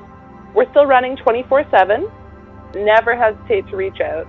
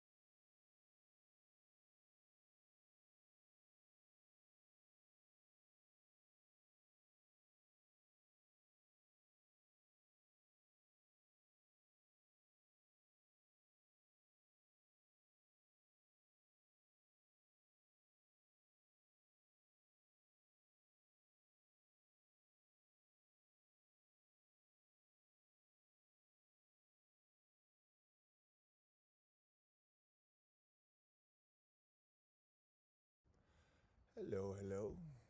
Hello, hello.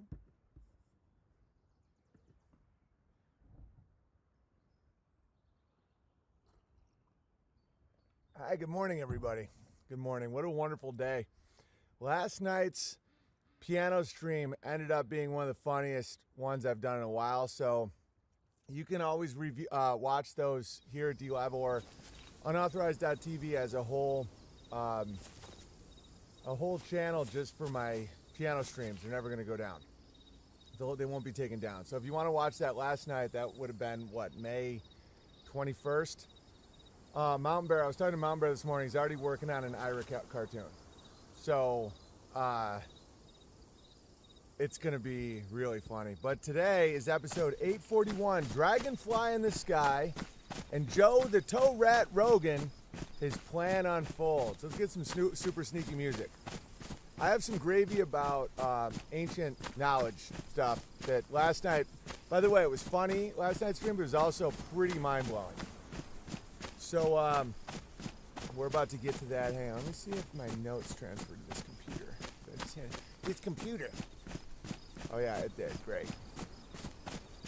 Morning, everybody. Okay, let's get the super sneaky music going. All right.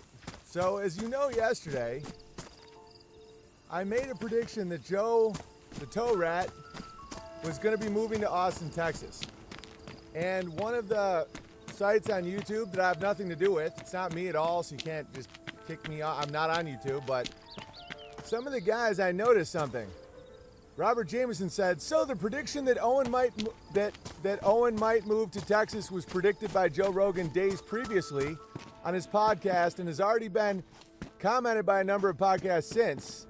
This has been public knowledge for a week. Even Austin was suggested by his friend Brandon Schwab on the same show. Owen, this is a big prediction. It's not obvious. Lord Thorpe comes in. No, it's still a prediction. Owen wasn't aware of Rogan's offhanded comments on a podcast that weren't publicized anywhere. Owen just knows how Hollywood types look and think, right? And then another one. I love you, Owen, but Joe said a week ago he's thinking about moving to Austin. I agree with you about all the craziness, but man, his truth, which I love, is what you are about. I get you on the whole take, but just wanted to point this out. Keep it real. Someone stole my bike once too. Laughing out loud. And then Lawn Bear says, Owen has been saying that the toe might be trying to leave California for months. More than months. But this is the thing. I have no idea that he said that on a podcast because I don't listen to his podcast because I'm not a retard. So I'll make some more predictions now. If predictions is what you want, if those weren't good enough, guys, my prediction has already been validated. So Joe the Toe Rat, is moving to Austin, Texas. I was just deducing it from random extraneous things I was seeing. I obviously don't listen to his podcast because I'm not a low IQ dumpster pumping retard. So now let's get to the next thing. So this is something very interesting. I predict that not only is Joe the Toe moving to Austin, Elon Musk is as well. As you see here, Tesla picks Austin, Tulsa as finalists for new U.S. factory. Mark my words, it's Austin. Okay, you ready for some new predictions? And this is how I know that, I don't know if it was my stream that affected the outcome of history, but this article yesterday, exclusive, Joe Rogan tells Alex Jones he's going to war against big tech censorship. This has since been pulled down. Oh yeah, Alex, the dumpster pumping rollerblader Jones, old Mick Alex had a pump, E-I-E-I-O. He took down his own article. My prediction, you want to challenge the bear? That's fine. If that prediction wasn't good enough for you, I'm always down for more. Hang on a second, I can't see the chat. 1 second. I believe Joe the Toe Rat, got word from upstairs at Spotify, this is my prediction, not to let the cat out of the bag, and then gave Alex an earful. I also predict Elon Musk is also moving to Austin, and here's a new prediction that I doubt Joe the Toe Rat has said on air, even though I obviously don't listen because I'm not a retard.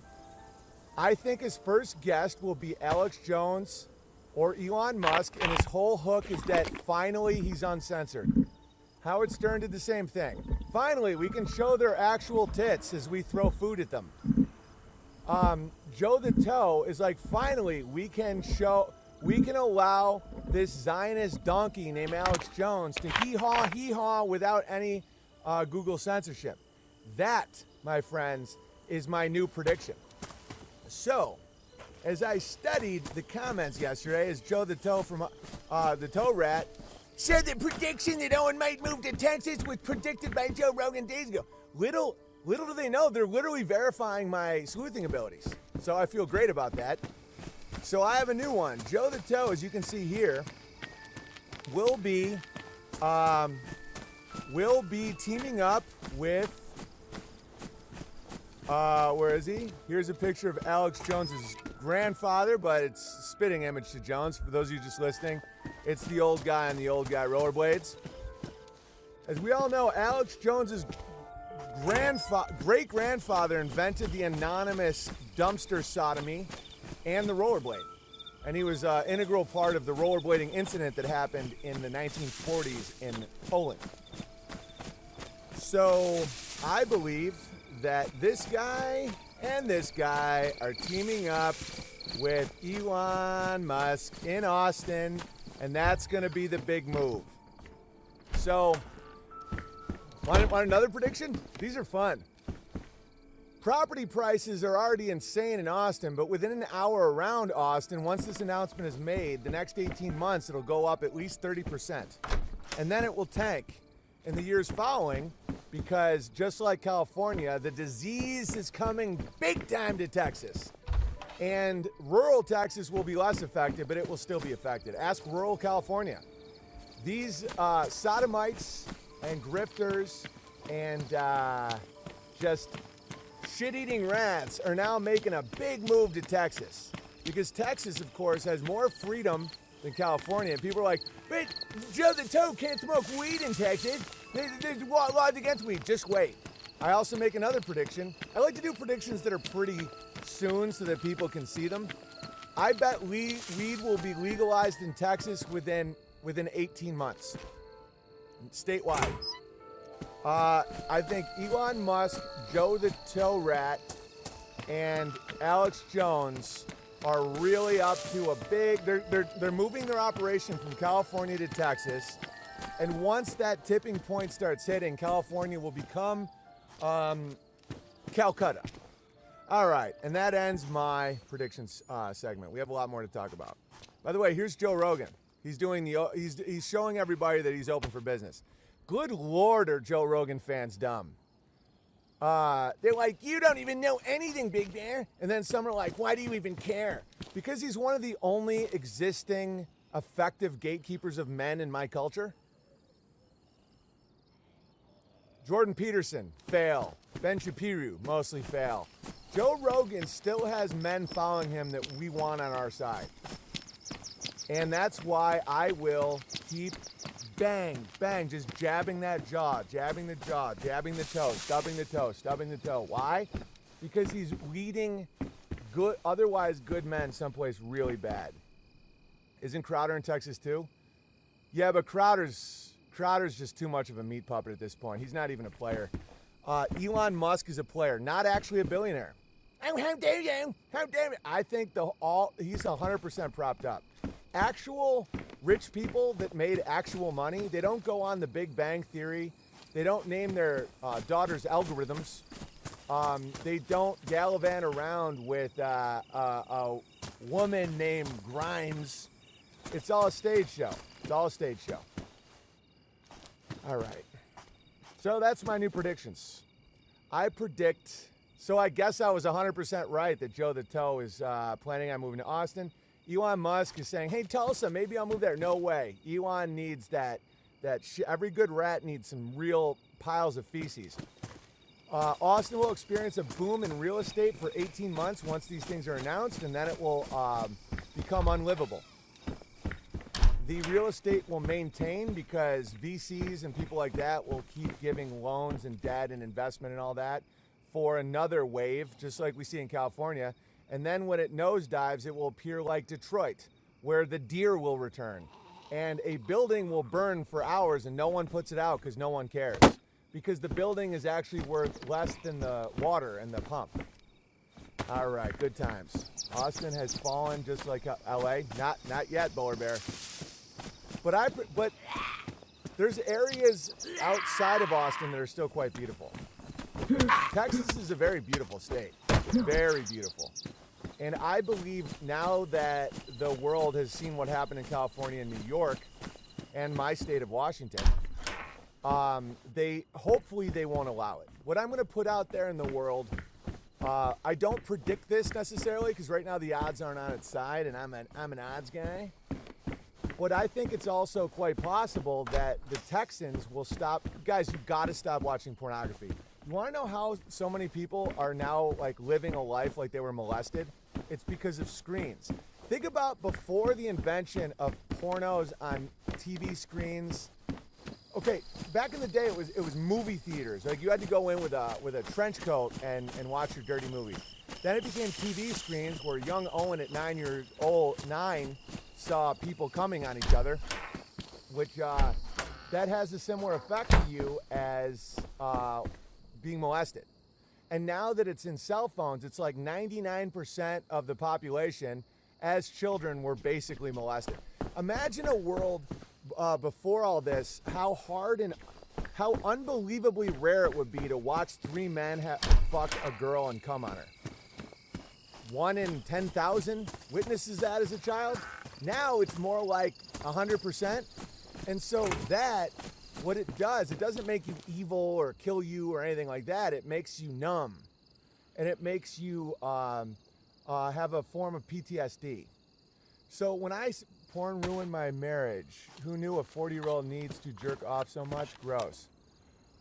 Yeah, what it does is it creates an addiction cycle where you need an incredible amount of, it's just like Skittles and sugar. If you eat a lot of Skittles, you don't really value an apple. So, and it's by design, and people do it to themselves, and people don't understand how fucking horrible it is to you. So a child who's, that's why everybody's like, oh, pedophilia, we got to kill the Spielberg.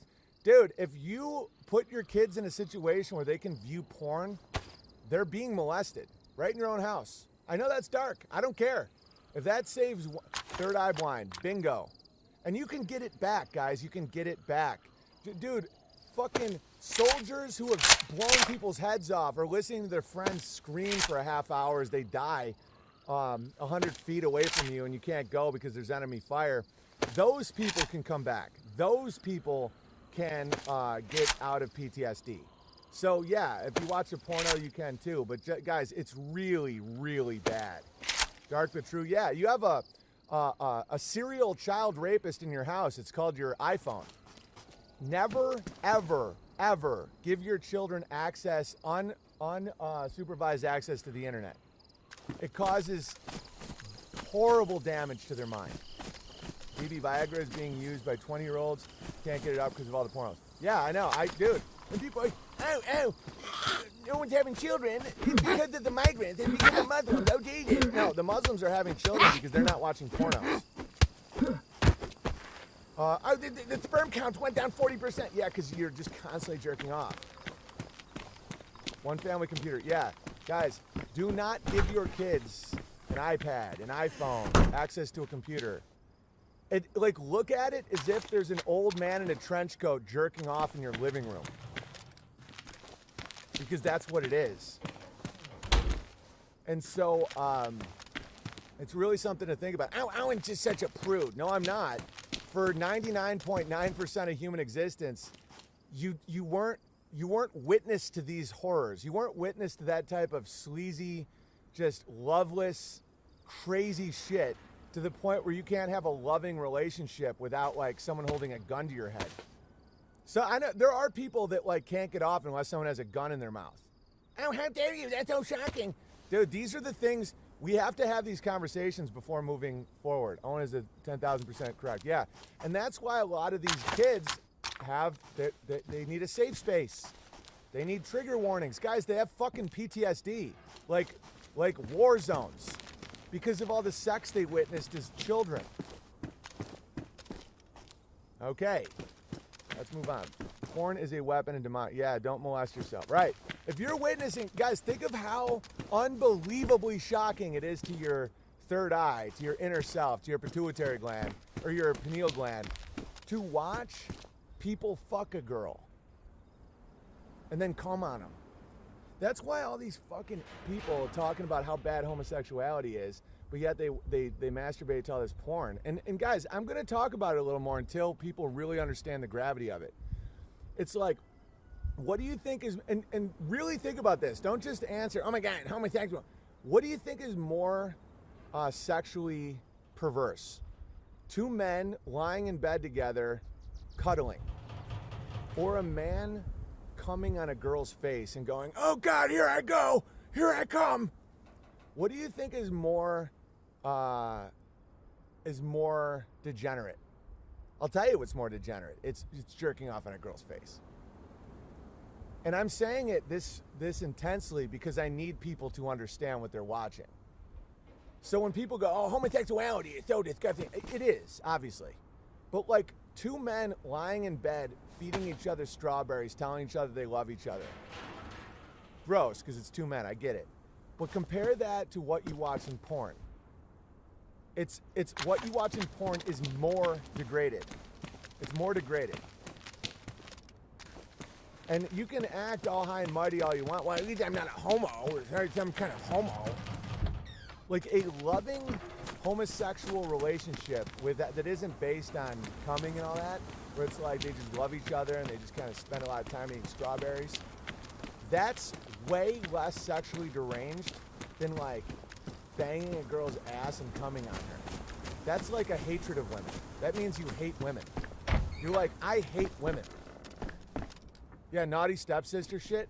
Getting off about having a sexualized family unit is way worse than like a long-term relationship where two men just kind of like feed each other strawberries. And they're like, I just want to feed you some strawberries. Before Owen, it never occurred to me that I did not need to watch porn.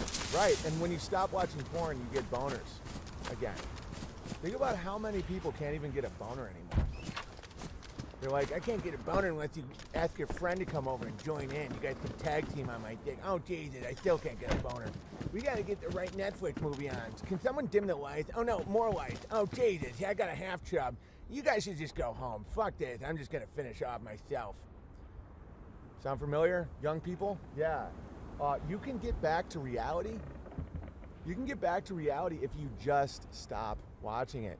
Dude, PTSD war vets can get back. They can get back. They can get past their PTSD. So you can too. Just stop watching porn. Stop watching gratuitous violence all the time.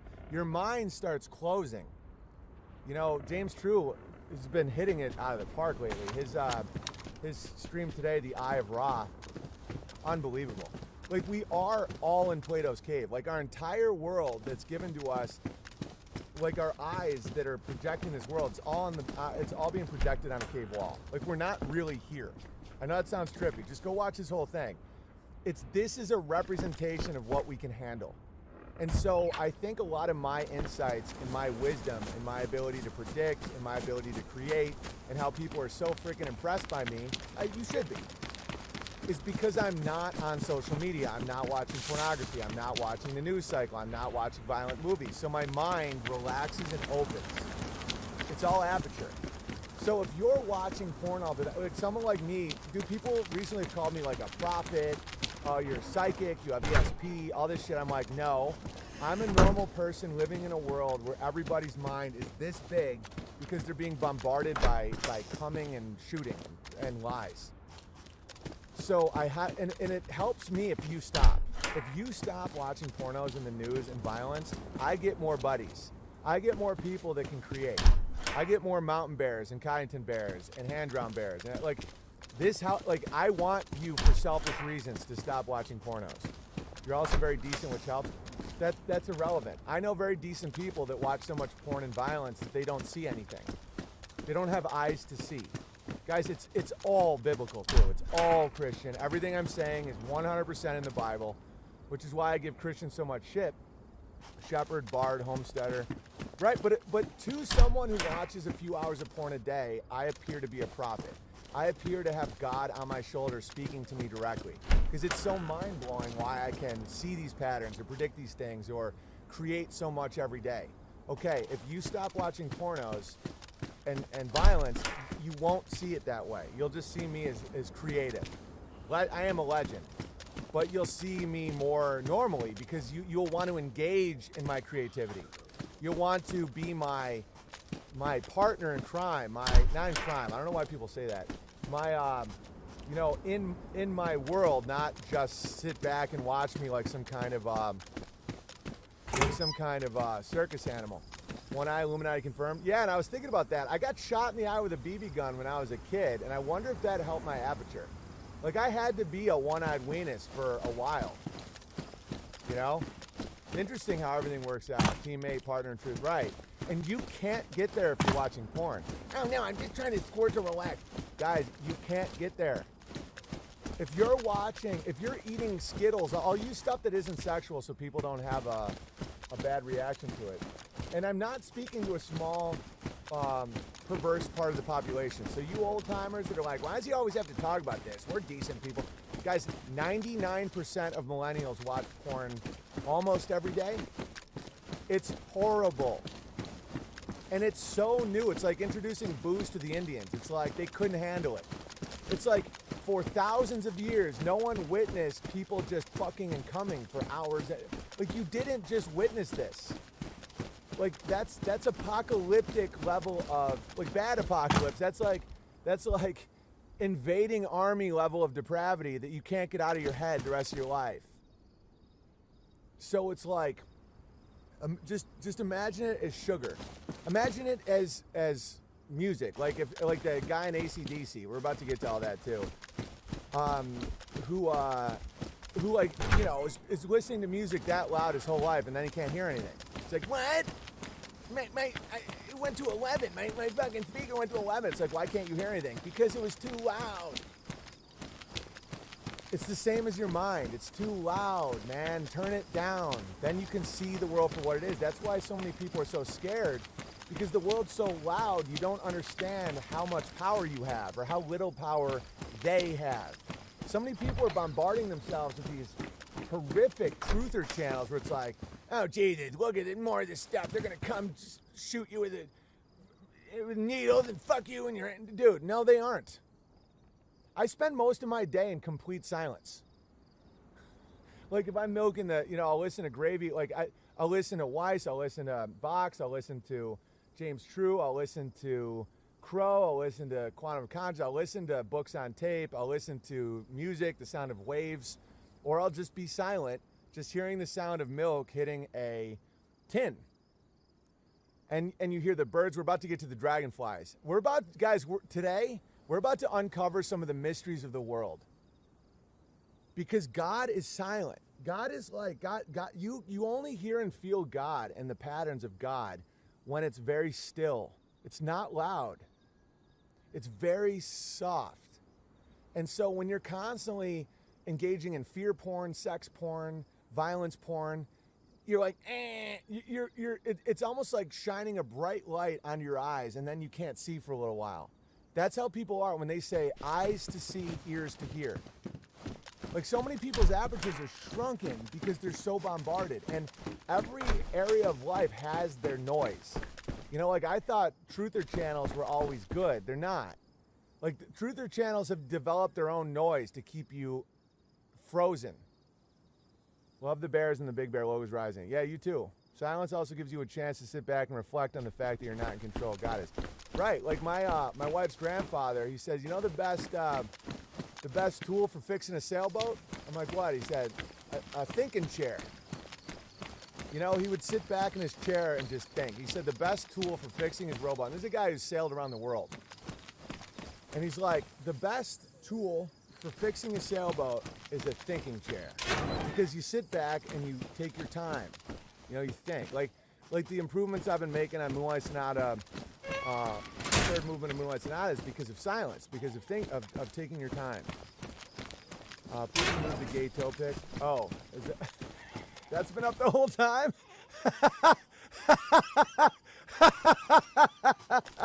Oh my God, that's amazing. Pornography is the... It's perfect. That should have been there the whole time. Because okay, you think about Day2 and Musk and all those guys, and this is why I highly recommend you listen to last night's stream I did and what Mountain Bear's making right now. Is these quote-unquote Hollywood elites are the most blind.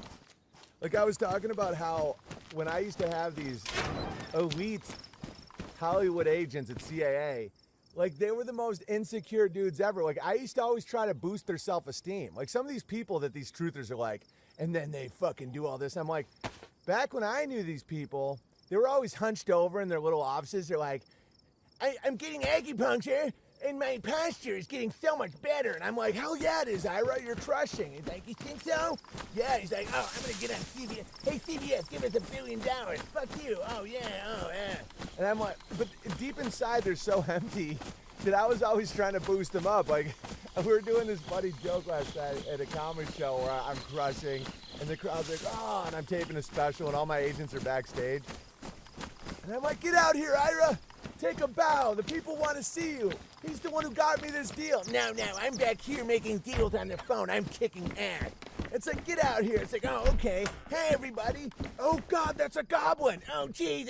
And then he runs back into his little hole. It's like, and I think one of the reasons I could daywalk in Hollywood is I genuinely liked them, kind of. Like my Bravo, my cheerleader side, it's like I always would see the best in them. And I think so few people see the best in them. Like all these women that'll like hook up with them and then they'll overhear them on the phone with their girlfriend like, oh yeah, I just had to blow that goblin guy to get in the movie Gangs in New York. And he's like, oh Jesus. It's like, oh no, it's like these guys with all the power are trying to like hook up with girls. Like, you want to come over? It's like, do you have a movie part for me? It's like, no, but just get over here. I got so much power. It's like, no, I'm just going to bang this random busboy because he's tall. And it's like, oh, geez. I think one of the reasons they allowed me in these circles is because they're so not used to someone genuinely seeing the best in them.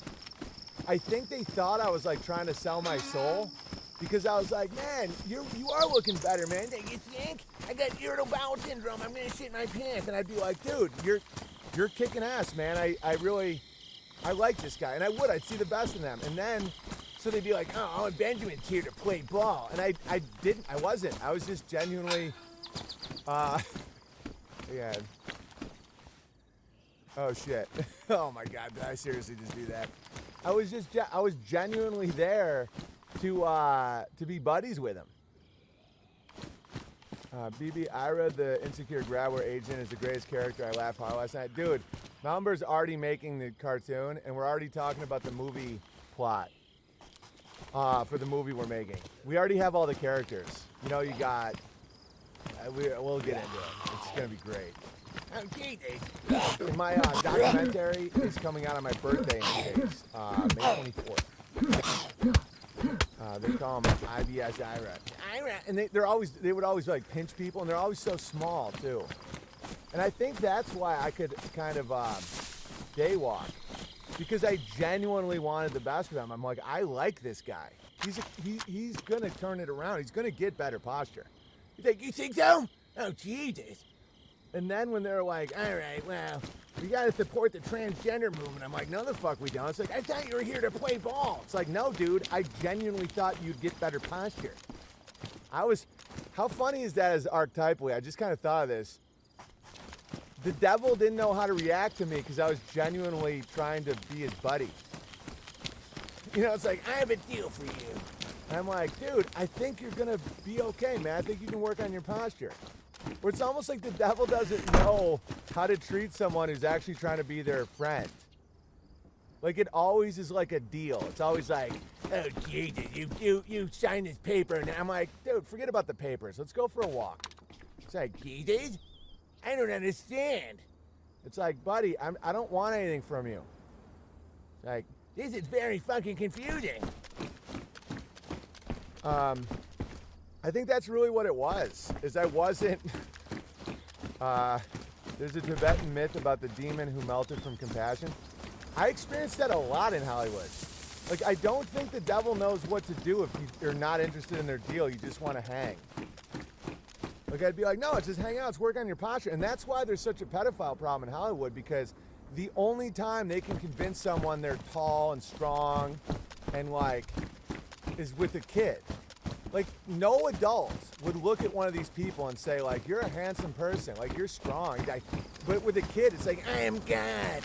And I didn't understand that at the time. I didn't even think that was on the table. And in fact, some of these people, I'm almost positive they're not pedophiles, but I see the pattern as to why they would be, where it's about control. It's about feeling like you're tall, you know, like feeling like you're not terrible, like the child's innocence is the only person. And I think I had that child's innocence, kind of. I think I permanently kind of do for some reason. Where I would be like, no, you're a good dude. He's like, are you serious? Oh, Jesus, I'm God. It's like, okay, I'm out of here, Ira. Come on now, man. Let's hang out a little bit. I'm going to call CBS and make them fucking squirm in my terms and conditions. Oh, Jesus. And they work 100 hours a week. They never can spend time in their giant palaces or swimming pools. Their wife is also a goblin, just gets bought out by bike thieves for money. Their life is so bad, it's like I genuinely had compassion for them. All right, sports team owners are never more than 4 Rogan stall. No. Mountain Bear was sent me a pic of the Chicago Bulls owner. Hang on, let me find it real quick. And then we're going to talk about some real gravy. Chicago Bulls owner. Hang on.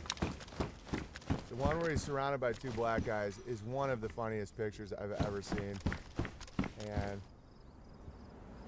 hugging 2 players. Oh man, I need this pic. Mountain Bear. Is Mountain Bear here? Of course, Google's not going to give me the gravy. Hey, Mountain Bear, will you email, if he's here, will you email me that pic? Let me get confirmation here. Jerry Krause. Yeah, will you email me to whydidn'ttheylaugh@gmail.com, that pic you sent me today? Jerry Krause.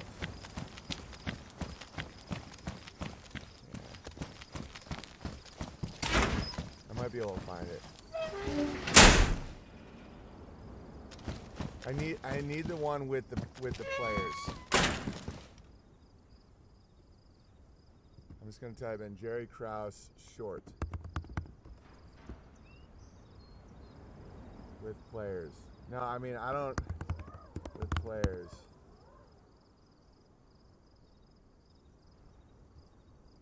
Yeah, let me pop back in the chat. Hey Mountain Bear, did you send that?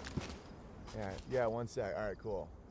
Guys, it's so worth it. I hate basketball, aka African. Keep away. Oh Jesus. And that's why if you're just a little still for a minute and you really think about the psyche, the soul of these people, you don't get like really crazy about it. You're just like, oh, they're like little goblins. And I'm so naively compassionate about people that I was like, man, this guy just needs like a good pep talk. It's like, I am God in my palace. It's like, yeah, but you never get to go to your palace. It's like, I know, I'm going to shit my pants again. Oh, Jesus.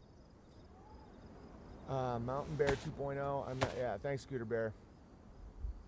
That's why I think I've been a little hard on Call for an Uprising and Bitchy from Boston and everything. It's because, maybe it's because they just don't see it. Probably. Or it's either they're trying to scare their audience for money, which I will just keep hammering at them for, because that's awful, or they genuinely don't understand how pathetic the devil is. Like, they're just like, imagine Bob Dylan being told he's handsome with a good voice. He's like, yes, and how many roads must a man walk down before you come here?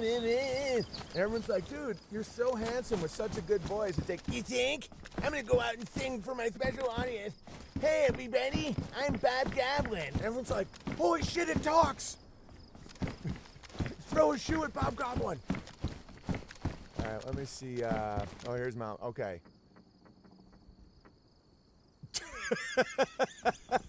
Dude, Mom Bear knows exactly how to sum up someone's entire world.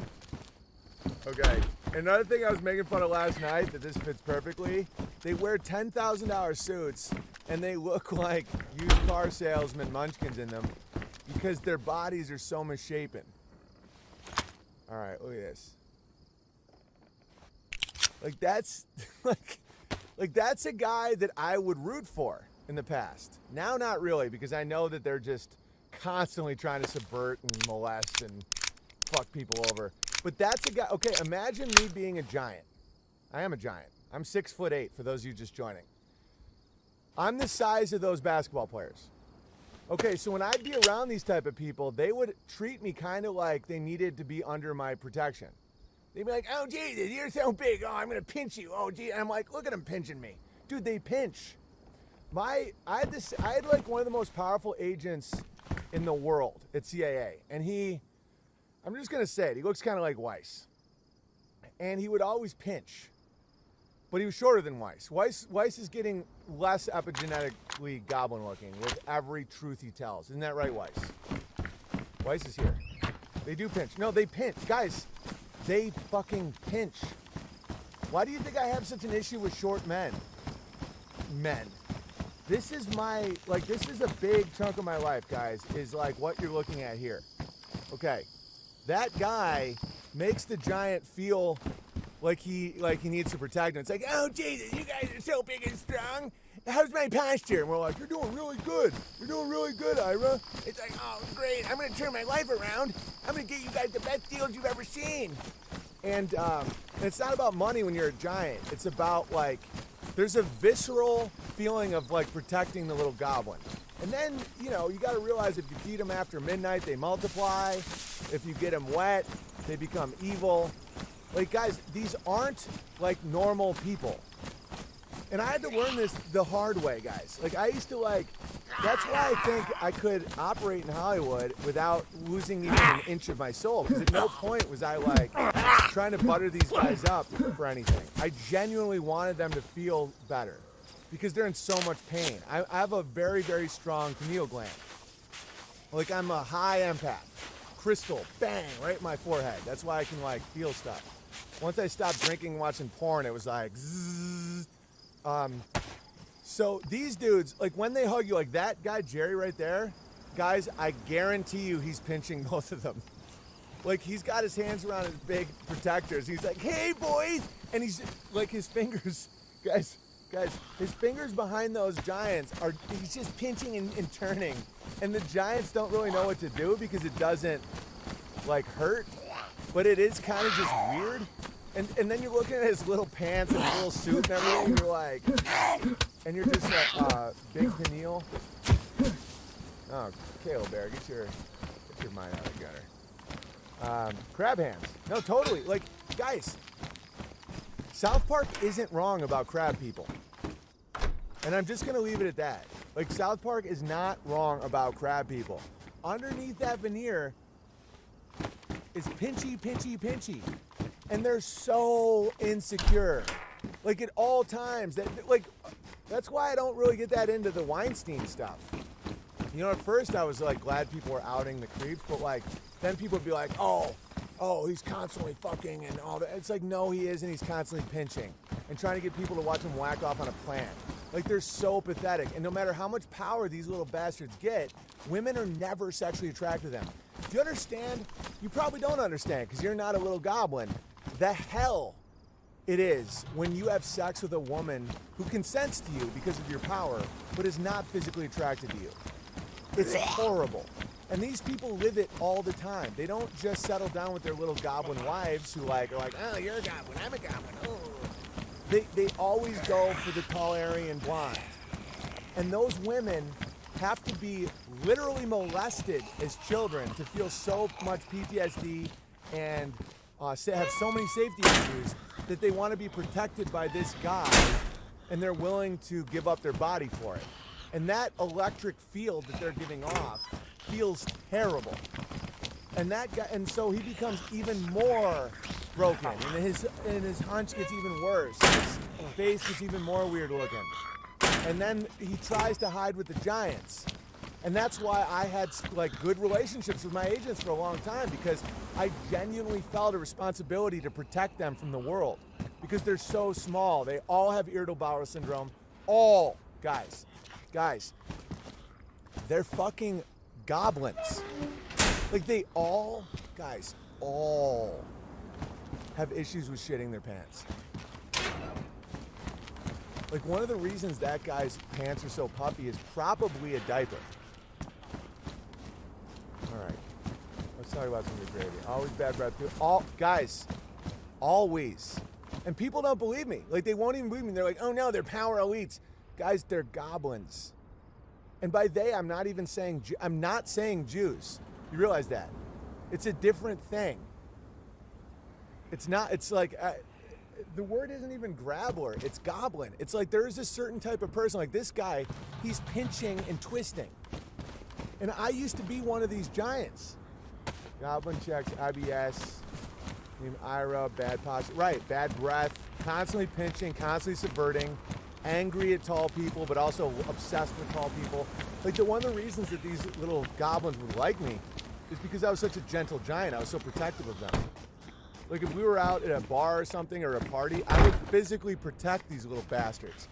And then what would they do? They give me a little pinch and turn, and I'd be like, oh, it's hilarious. No, they're trying to burrow into your body. And you can believe it or not. I don't, whatever you want. Goblins and dirty wizards. They're goblins, dude. They're goblins. They don't even have the power of wizardry, really. Maybe they did. Maybe someone, the next level is the wizard. That guy just showed you is not a wizard. He's a goblin. All he does is pinch and squirt and complain and yell at people. That's his whole life. All right, now let's get into some real gravy. You guys want the super sneaky music? The pinch is a pimping technique. I don't know what that means. Please explain that, Matt. Pinch to activate worms. Well, I understand the pinch, but it's killing me funny because it's so true. Right. It's like the pinch is so weird because it doesn't even help. It doesn't do anything. It's just like, you want the super sneaky music? All right, gravy time. Gravy time. I'm not even associating it with Jews because those people are not of the book. They're not godly at all. They're the most material people ever. They call themselves Jews to give themselves cover. Jew is not an accurate word for these people.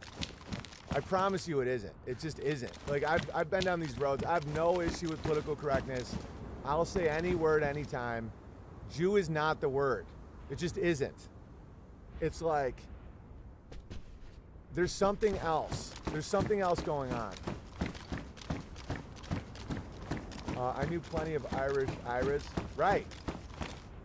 It's a weird thing. Dude, I think it's your behavior affects your height, your face, how much you pinch. I really do think that it's like a life of just horror and just, it's your thoughts, epigenetics, the sins of your father. Jesus was a Jew till they killed him. I love that joke. All right, let's keep going. I think every grabbler gets an IRA. Well, but see, yeah, there's plenty of. It's funny the Mountain Bear said I knew plenty of Irish IRAs. IRA. It's really funny. Man, there's so many weird things about the language of the world. All right, anyway, IRA, the Irish resistant. What was it? What's the IRA stand for? I'm glad to say I haven't pinched anyone. Good, Red Bear. Well, your height affects how much you pinch. Yeah, Roth IRA, Irish IRA. And I'm not talking shit about the Irish IRA, by the way. It's just interesting. Irish Republican Army, IRA. Yeah, Irish Republican Army. It's just the Roth IRA, the Irish IRA. All right, I didn't even mean that. I know, and I'm not disrespecting the IRA in Ireland. I'm not even associating it with the grabbler. I'm just saying it's funny. All right. And fact, I think those guys probably were not super into goblins. All right, let's get into the super sneaky music and let's talk about what I've been discovering. I'm going to put my super sneaky on repeat. That's okay. I don't even know how to start with this. Oh, so I'm going to read my letter I got. Let me save my super sneaky music. I read this last night, but for people that just listen to the things that are numbered, totally respect that. You know, you can get, sometimes there's too much big there. I get it.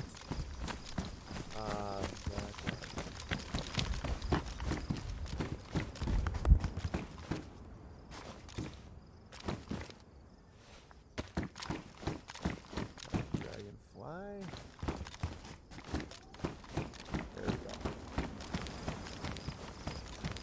You got this is some serious gravy, guys. This is like serious gravy.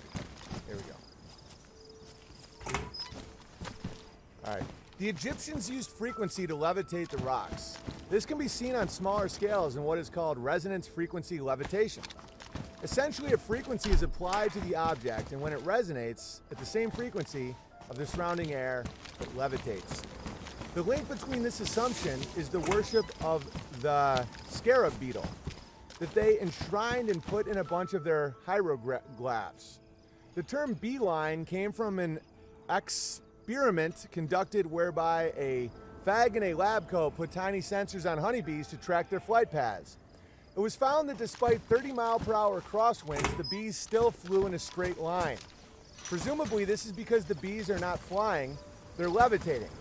Many beetles are preposterously heavy. Let me put up a picture as I read this and start my super sneaky again.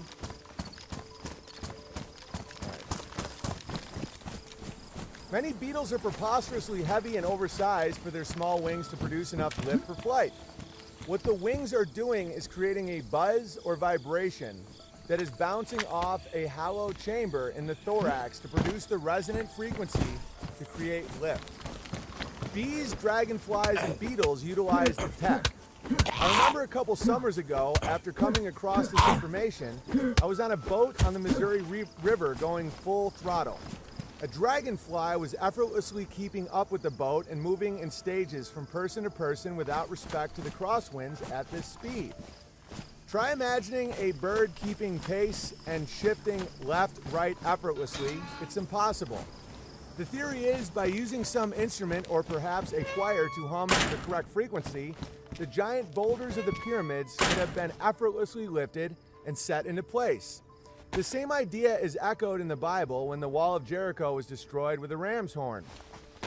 Listen, I was with you when you said farts weren't funny, but you said all BJs are gay BJs, I'm out. Sincerely, Zechariah. Okay, so this is when things get really, really, really interesting. You guys still here? I think you cut, maybe there was a bear where you sent an email with info about the dragonflies are like flying sausages. Right, so this is when things got really interesting. You guys all here? Everyone's here? All right, so then I looked up beetle, and it was all the Beatles. And then I typed in wings, Beetle Wings, and it was Paul McCartney's other band called Wings. Then I started thinking about dragonflies, who look oddly like angels. And there's a band called Imagine Dragons. Then I started thinking more and more about all of this stuff. Also bear in mind that the Egyptians were capable of creating impossibly heavy and extraordinarily large symmetrical statues, but they could only draw profiles. Something to think about. Oh, and by the way, to understand Egyptian hieroglyphs or glyphs, it's all about the Welsh language. We'll get into that another time. Now I started thinking about the names of all these bands. You have Jefferson Airplane with the song White Rabbit. Of course, you have Free Bird. Of course, you have the Rolling Stones. Bear in mind, this is all about me trying to figure out how to build a castle. So I have to figure out how to do giant stones.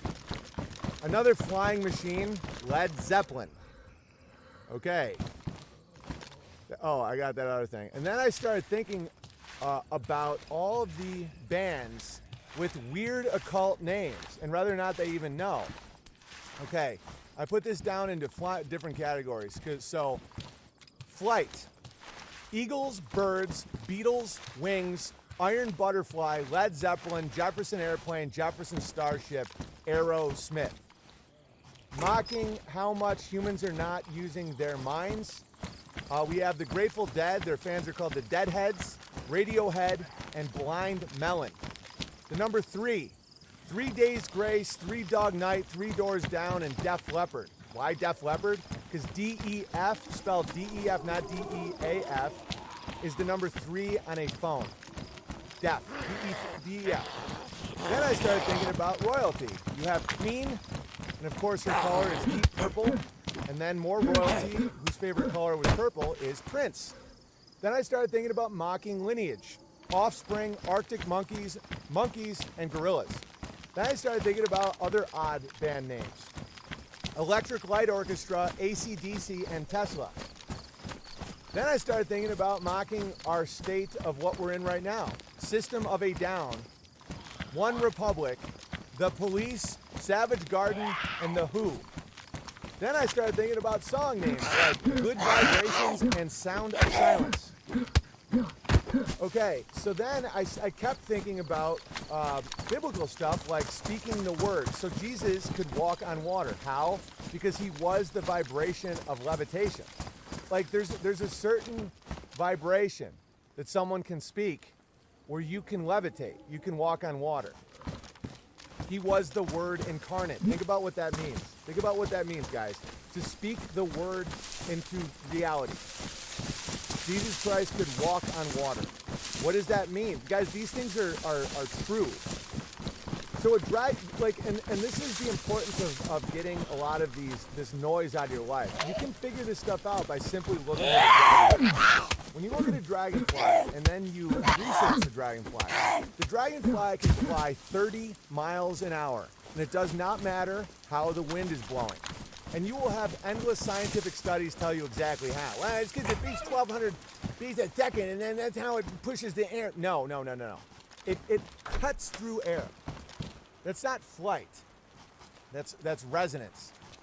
So when you look at dragonflies, beetles, bees, the beeline, how are they flying? That isn't the same way that we fly. It's about 9-inch nails, right? 3, 6, 9. 3, 6, 9. I went to the doctor and this is what I'm postulating, by the way. I'm not putting it into the hands of Satan. I'm putting it on God. I think that a lot of these bands and a lot of this stuff is telling us what we've forgotten. It's trying to awaken our amnesia. I know I said mockery when I was talking about some of that other stuff. I don't think so. I really don't. It's like, as someone who's been a part of art that has seen the future and been a part of art that had more meaning in it than I could have known at the time, creativity has a way, like there's a band called Genesis, there's a band called Judas Priest, there's bands, it's endless, guys. The Temple of the Dog, Stone Temple Pilots. What is Stone Temple Pilots? It's almost like deep inside us, we're trying to say something. Hummingbird, right. So when you hear these stories, like the Wall of Jericho and walking on water and the parting of the Red Sea, these things are physically possible. When you look at the pyramids, the way the pyramids were actually made is it's limestone. What do we know about limestone? Limestone, you can mold it. There is a liquid limestone. People know this technology. This is real. Where you create a mold, a perfect symmetrical mold.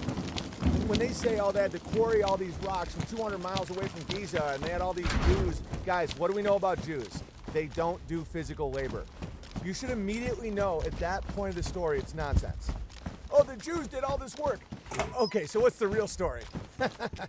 Okay, so they're saying they took these giant megaton blocks, hundreds of miles, in perfect symmetry, and it lined up perfectly. And who did it? Jews. No. Because back then they didn't have Mexicans to pay to do their work. So what is it? You can make perfect mathematical symmetry with a mold and liquid limestone. Then you can move it around if you get the right resonance. The world is vibratory. It's vibration. You can prove all this with a dragonfly, a bee, or a beetle. You can also prove it by looking at a megalithic structure that weighs 100 tons, elevated in the air. How did they do that? Well, they had elephants and the Jews, and dude, no. There's something else. And then you read the Bible. Read it literally. Read it as if it's your ancestors telling you stories to remember. It's like they're telling you Jesus walked on water. You know, when the devil took Jesus up to look at all the land that could be his, how did he go up like that? Well, it's just a story. No, it isn't. Look at a dragonfly. It's right in front of you. They beat their wings to get the resonance. It's the same with fish. When you watch fish swim 10 miles an hour up a stream, it's not because of their flippers, guys.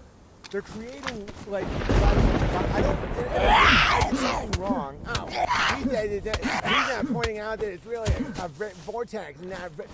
Guys, this is more information you're getting right now than all your schooling forever. And the reason that the experts are the most opposed to grading is because they're given degrees and prestige based on how much they cuck. If you regurgitate lies, they'll award you and raise you up. If you're like PhD from Harvard in aerospace, whatever the hell it's called, whatever that is, those people know the least because they're indebted and they're saying, I've said lies 10,000 times. Well, I've said lies 20,000 times. That means that they're less likely to see what this really is. When you look at the pyramids, let's just get a picture of the pyramids. The truth is always, always, always in plain sight. Pyramid. You know, see, and I'll get picked apart from this thing that I'm talking about right now because people want to pick it apart. And I completely understand that. This just isn't for them. They just need to squirt. Okay, so when you look at this, the narrative around the pyramids makes no sense. It's one of the many reasons I have such utter disdain for Joe Rogan. He's either like kicked in the head by a donkey stupid, or he's getting paid to lie. No, it's not even about stupid, because it's like when he has on these like ancient, like these like Egyptologists and all that, nobody simply says, guys, you're trying to get us to believe Jews do labor. Obviously, I'm joking, kind of. But the reality is, their story doesn't make any sense. Dragging these giant, how much does a rock weigh? Like, what I'm saying makes way more sense than what they're saying. Rock weigh? 2.3 metric tons. And there's 2.3, more than, there was 2.3 million, wow, there's some numerology going on here. 2.3 million limestone and granite blocks were pushed, pulled, and dragged into place on the Great Pyramid. The average weight of a block is 2.3 metric tons, which is 2.5 tons. Guys, that's 5,000 pounds. That's like 3 Richardson boxes. Okay, so as we all know, yeah, 5,000 pounds. Go try and move a 5,000-pound block. Okay, so many people have never done any labor, so they don't know how impossible that is. Moving a 5,000-pound block, hundreds of miles, there isn't an amount of people that can pull that off. Man, some way, they're not making it. Some way 100 tons, right. 100 tons, guys. Guys, that's crazy. Like, all right, what's the date? We'll do this. We can just handle it with this. So 5,000 pounds, and they're saying. And by the way, they have laser symmetry with how they line up. It's not physically possible to do that. So how did they do it? They did it. I'm telling you how they did it. They did it with molds, and they did it with resonance. Because there isn't a physical way to move that. Right now, with all the cranes in the world, you couldn't do this. Limestone is a geopolymer that pour these stones. Right, and what do we know about geopolymers? The ones from before are stronger. Like the geopolymers now are designed to fail. The geopolymers from before, I can't remember if it's more acidic or more base. I can't remember. But back in the day, the more time went on, the stronger they would get. The geopolymers were stronger with time. Now the geopolymers get weaker with rain, weaker with wind. Back in the day, they got stronger. Geopolymer technology is fascinating stuff. And so is resonance. It's just like a dragonfly or a bee. Float like a butterfly, sting like a bee. Like what, these things are not operating like a hawk or eagle. And you have to be connected to nature and quiet to even think about these things. So as I'm researching, the only reason I'm researching this, I don't care that much. It's because I want to build a castle. And I don't want to have to use all that scaffolding. Meanwhile,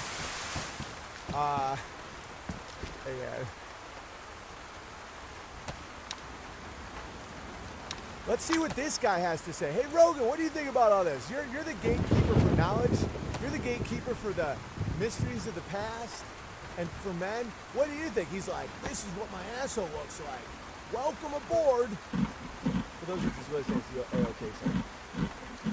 All right, that's about it. So again, I was thinking about music and how maybe it's black magic or maybe it's God trying to speak to us. The black magic would be it has to be so in plain sight that you don't think of it. Led Zeppelin, the Beatles, Wings, Eagles, Blind Melon, Radiohead, the Deadheads, like all this shit. Tesla, AC/DC, Electric Light Orchestra. Like, these aren't names of dudes in the garage. Like, they're like, what should we name our band? I know. Alternating current, direct current. Why? Dude, the Grabber told me. It isn't organic how they're named. Okay, and the Rolling Stones. The Rolling Stones. That's my favorite one. And then you think about it, what's the name of the biggest music magazine? The Rolling Stone. What's the name of Bob Dylan's most famous song? Like a Rolling Stone. Maybe I view these streams as the educational courses I never got in high school. Yeah. Israel. Right. On plus current equals ground. Right. It's all about electricity. The secrets of the world are all about electricity. The dead president. Right. Now you're seeing it. Audio slave. Beatles versus Stones. Rock and roll. Are we trying to wake ourselves up? Because this is why I'm at an interesting crossroads myself about how to think of these things. One of the reasons I think we're mocking the Goblin so much last night is there's no way they plan these things. They're just like, oh my God, I shit my pants again. Oh gee, someone give me cocaine. I need to stuff up my ass. It's like, there's no way. They're like, I got this great band. I'm gonna name them something profound and hidden. The Deftones, heavy metal, Metallica. It's bang, bang. The B-52s. U2 has gotta have something in there. The Electric Slide. Right, dude, it's everywhere. In construction, it's an endless hell of boomer music. Interesting. Man. The low vibration only destroys, it turns fruit into shit. Yeah. They slide the blocks along the surface of the earth with electricity. Yes. Yes, exactly. Deftones. Mighty Boss Tones. Soundgarden. Earth, Wind, Fire. They forgot water on purpose. And you got Roger Waters, whose bandmate was Nick Mason. Is this on purpose? I don't know, guys. I don't just jump and say it's all on purpose. Nick Mason and Roger Waters and Genesis. I mean, it's like Porno for Pyros must have been a band name coding how you end up in hell by watching it. Right, Porno for Pyros. That's interesting. AC/DC makes no sense otherwise. Right, and Tesla. Guys, there was a band just called Tesla. And their songs, they were just an 80s power ballad song. KRS-One, Black Sabbath, Judas Priest. BB, check out the cover of Journey's Greatest Hits. It's exactly this. Let's take a look. Hang on a second. Second. I'm going to look for Journey's Greatest Hits. As I awaited, I got excited. Oh, here we go. Yeah, Jesus, it's right there. Unbelievable. Is music the way that we either enslave ourselves or trying to awaken ourselves? I don't know, and I'm not going to make that claim. Look at that picture of Journey's Greatest Hits. Look at that.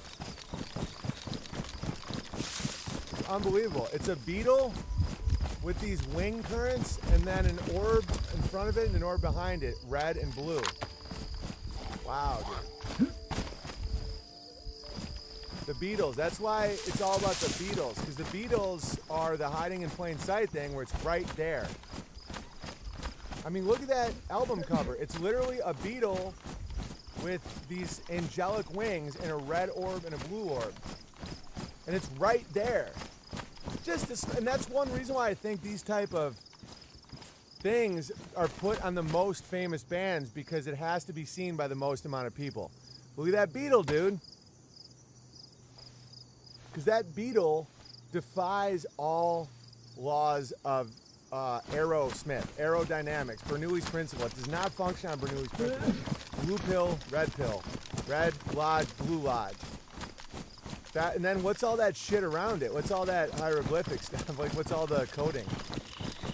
I haven't seen this in a while, mind blown. Right, it's always been there. It's always been there, just waiting to be uncovered.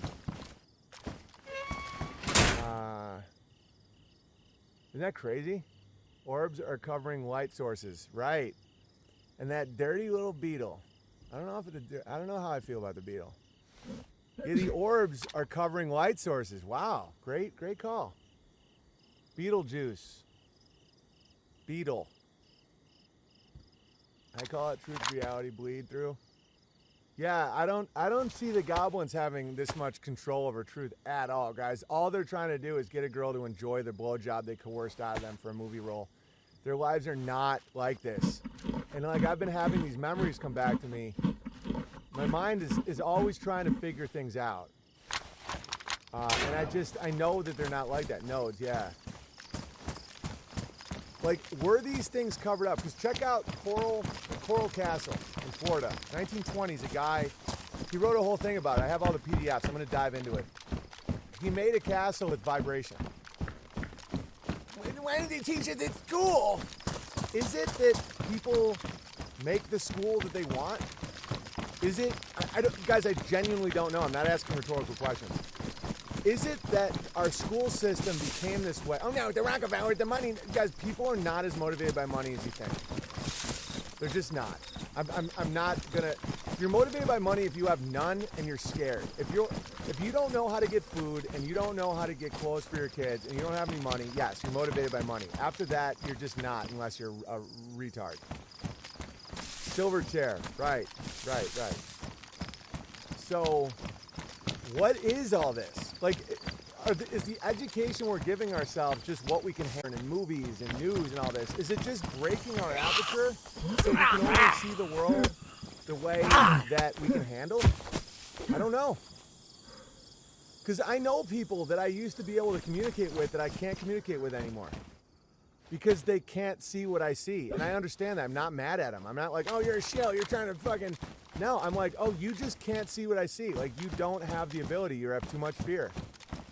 You have too much panic. You have too much PTSD. And I get it. Because it's too painful. It's too painful for them. So they're Third Eye Blind is the name of a band. Third Eye Blind. Crazy. And the thing is some of these talks, if a Christian's aperture is too small, they would say, oh, devil talk, Satan, pagan, devil. This is a better explanation of the Bible than you're going to get in these churches. Oh, Jesus walked on water. It's a metaphor for fucking bank currency. No, Jesus fucking walked on water. How? Vibration. How did the walls of Jericho fall? Like, if you can either take the Bible seriously or not. It's your call. It's like, you can either think that a horn fucking drop the walls of Jericho or not. If it did, you have to understand what the hell they're talking about. You know what I'm saying? REM, rapid eye movement, exactly. It's almost like these clues are being like released now. Sorry I missed the streams. I work 10 hours a day at the factory and only have today and Saturday off. Too tired to chat. Well, I'm glad you're here, buddy. I'm glad that you're crushing so hard at the factory. Want to hear some more gravy? People with some of those factory type jobs are having the most awakening of anyone because they're still. They're not like, there's certain jobs that keep you the most blind, like truck drivers, factory workers, people that do manual labor, people that are in a constant state of meditate. They're in forced meditation. They don't even realize it. If you're allowed to listen to gravy streams like this or just be in your head observing, you guys, you're basically a monk and you don't even realize it. That's why so many people that are terrified of losing their shitty cubicle job where they're yelled at with noise and fucking TPS reports all day. It's like, it's better for you to dig ditches. It's better for you to literally, to be like a migrant worker. Oh, how dare you? Then I have to give up my porno. It's like, it's very true. You're in intense work mode. Yeah, dude. Tons of bears are truck drivers, factory workers, some of this shit. Because okay, like let's say a factory worker, even if you can't listen to gravy streams like this, you're just constantly doing a motion, and it's enough effort where your mind changes, but not so much that you can't daydream. And you can't watch, guys. It's like the porn thing is so bad that I don't think people see it yet. It's better for you to have a factory job that you hate than if you're going to be home watching pornography, because at least it's not porn that you're watching. You're watching a conveyor belt. You're watching anything but porn, anything but like graphic, gratuitous violence, lies on the news, rapid cuts. Guys, that closes your third eye. Oh, third eye is of the devil. That means yours is closed because it's not of the devil. It's not. The fact that I can read the Bible and be like, wow, that really happened. I don't think that's from the devil, guys. And porn can be all kinds of stuff. Rage porn, sex porn, envy porn. Porn is simply a way to close your third eye. That's why Jesus constantly told people to not stare at asses and, you know, to turn the other cheek and all that stuff. It's like, if you engage in those behaviors, you can't see the gravy. You can't taste the gravy. That's what it is, guys. I had to have blind faith to get sight. Wow, that's pretty profound. You have to have blind faith, like when you're still blind, to have faith. And then you start seeing glimmers of light. And then the more you do that, the more light you see, and the more you're like, that first step has to be, I just believe. I don't know why. I don't know the answer. I just believe. I believe that this man is trying to help me. First step. Second step. Okay, I now feel a little better. I'm less full of rage, but I still drank. I shouldn't be intoxicated. Okay, next step. And then you start seeing. Eyes to see, ears to hear. Seek and you shall find. Ask and you shall receive. These are all facts, guys. So blind faith is like, well, your mind is still closed. Well, you're a deadhead, a blind melon. Blind melon. First step has to be blind faith. It can't be for a reason. It has to be, I will just walk. And then the more you do it, the more